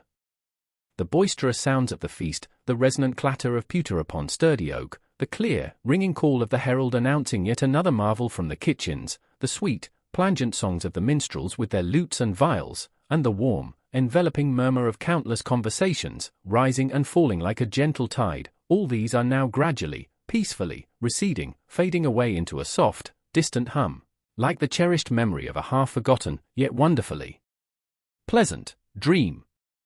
You can almost feel the subtle chill of the approaching pre-dawn air, that quiet messenger of a new day, beginning to seep, cool and refreshing, through the ancient, silent stones of the great keep, a gentle reminder that even the grandest, most exuberant of human celebrations must eventually, and gracefully, yield to the quiet, unhurried rhythm of passing time. The rich, almost intoxicatingly heady aromas of slowly roasting meats, of those wonderfully potent and exotic spices carried on currents of warm air, of sweet, alluring hypocras and intricately crafted sugary confections, which so completely filled and delighted our senses only moments ago, are now themselves becoming fainter, more ethereal, dissolving into the stillness, leaving behind just the faintest trace, a mere whisper of their former, glorious potency on the cool, still night air that now settles around you. You might find yourself, in your mind's eye, standing quite alone in a quiet, shadowed corner of that now emptying, cavernous hall, the very last embers of the once roaring fires glowing with a soft, rhubarb-red warmth in the massive, stone-arched hearth. The long trestle tables, so recently laden with an almost unimaginable bounty, are cleared and perhaps already spirited away, the colourful banners and tapestries hang still and undisturbed in the growing silence, and a profound, almost tangible sense of peace, deep and comforting, settles over the entire scene. The curious case of spiced wine and sugared mutton, which once seemed such an intriguing, almost perplexing puzzle from our modern perspective, now feels comfortably understood, its inherent logic and its undeniable allure fully appreciated within the rich, complex tapestry of its own unique time and place. You've mentally walked the perilous spice routes, braved the heat and clamour of the medieval kitchen, learned to navigate the intricate social dance of the feasting table, and even peeked into the very core beliefs about faith and health that so profoundly shaped what was eaten, and precisely why. There is a certain deep and quiet comfort to be found in this shared understanding, a gentle, lingering satisfaction in having journeyed so very far back into the annals of time and returned with a new, enriched appreciation for the way things once were, for the lives once lived. The world of the medieval feast, with all its undeniable extravagance, its peculiar customs, and its deeply human charms, no longer feels quite so alien, quite so distant from our own experiences. You can almost vividly picture the faces around those long tables, hear the genuine, hearty laughter, perhaps even recall the imagined taste of those unusual, yet strangely compelling, flavors. These were people, after all, so very much like us in their fundamental desires, seeking joy and companionship, status and security, and the simple, profound human need for sustenance, expressing their unique world and their place within it through the universal, timeless language of food, albeit in ways that were so wonderfully, distinctively their own. Let the specific details of humoral theory, with its delicate balances of hot and cold, moist and dry, of complex courtly etiquette, of strict fasting rules and joyous feasting hierarchies, now begin to soften further, to gently blur around their well-defined edges, like watercolors in a soft rain. What remains, clear and resonant, is a sense of the enduring human spirit, the constant, irrepressible creativity that finds expression in every age, and the simple, profound pleasure of sharing a meal, a moment, however grand or however humble that repast might be. The intense, assertive flavors of that bygone era might have mellowed somewhat in our shared memory as this journey concludes, but the comforting warmth of the imagined fire, the soft, inviting glow of the numerous candles, the distinct feeling of being an honored guest at that truly extraordinary, spectral table, these sensations can linger with you, a gentle, soothing comfort as you prepare to drift effortlessly from this waking dream, this shared historical reverie, into a deeper, more restorative, and truly peaceful slumber. Allow your mind, now, to become wonderfully still, as peaceful and undisturbed as the tiny dust motes that might be seen settling in the first, pale shafts of dawn light slanting through the high-arched windows of that ancient, now silent, hall. Let any lingering, active thoughts about peppercorn prices, or the intricate, delicate construction of sugar subtleties, or the precise definitions of humoral qualities, just float away, effortlessly, like the last wisps of fragrant smoke disappearing on a gentle, unseen breeze. There are no more elaborate courses to anticipate, no more intricate social protocols to carefully navigate, only the soft, quiet, and deeply welcoming invitation to rest, to let go. The long journey is now complete. The story, in its fullness, has been told. And now, all that truly remains is the profound peace that follows such a satisfying exploration, the gentle, easy unwinding of the mind, the soft, welcome descent into perfect quietude. The curious case is closed, and you can let it rest, peacefully and contentedly, alongside yourself, as you drift towards dreams.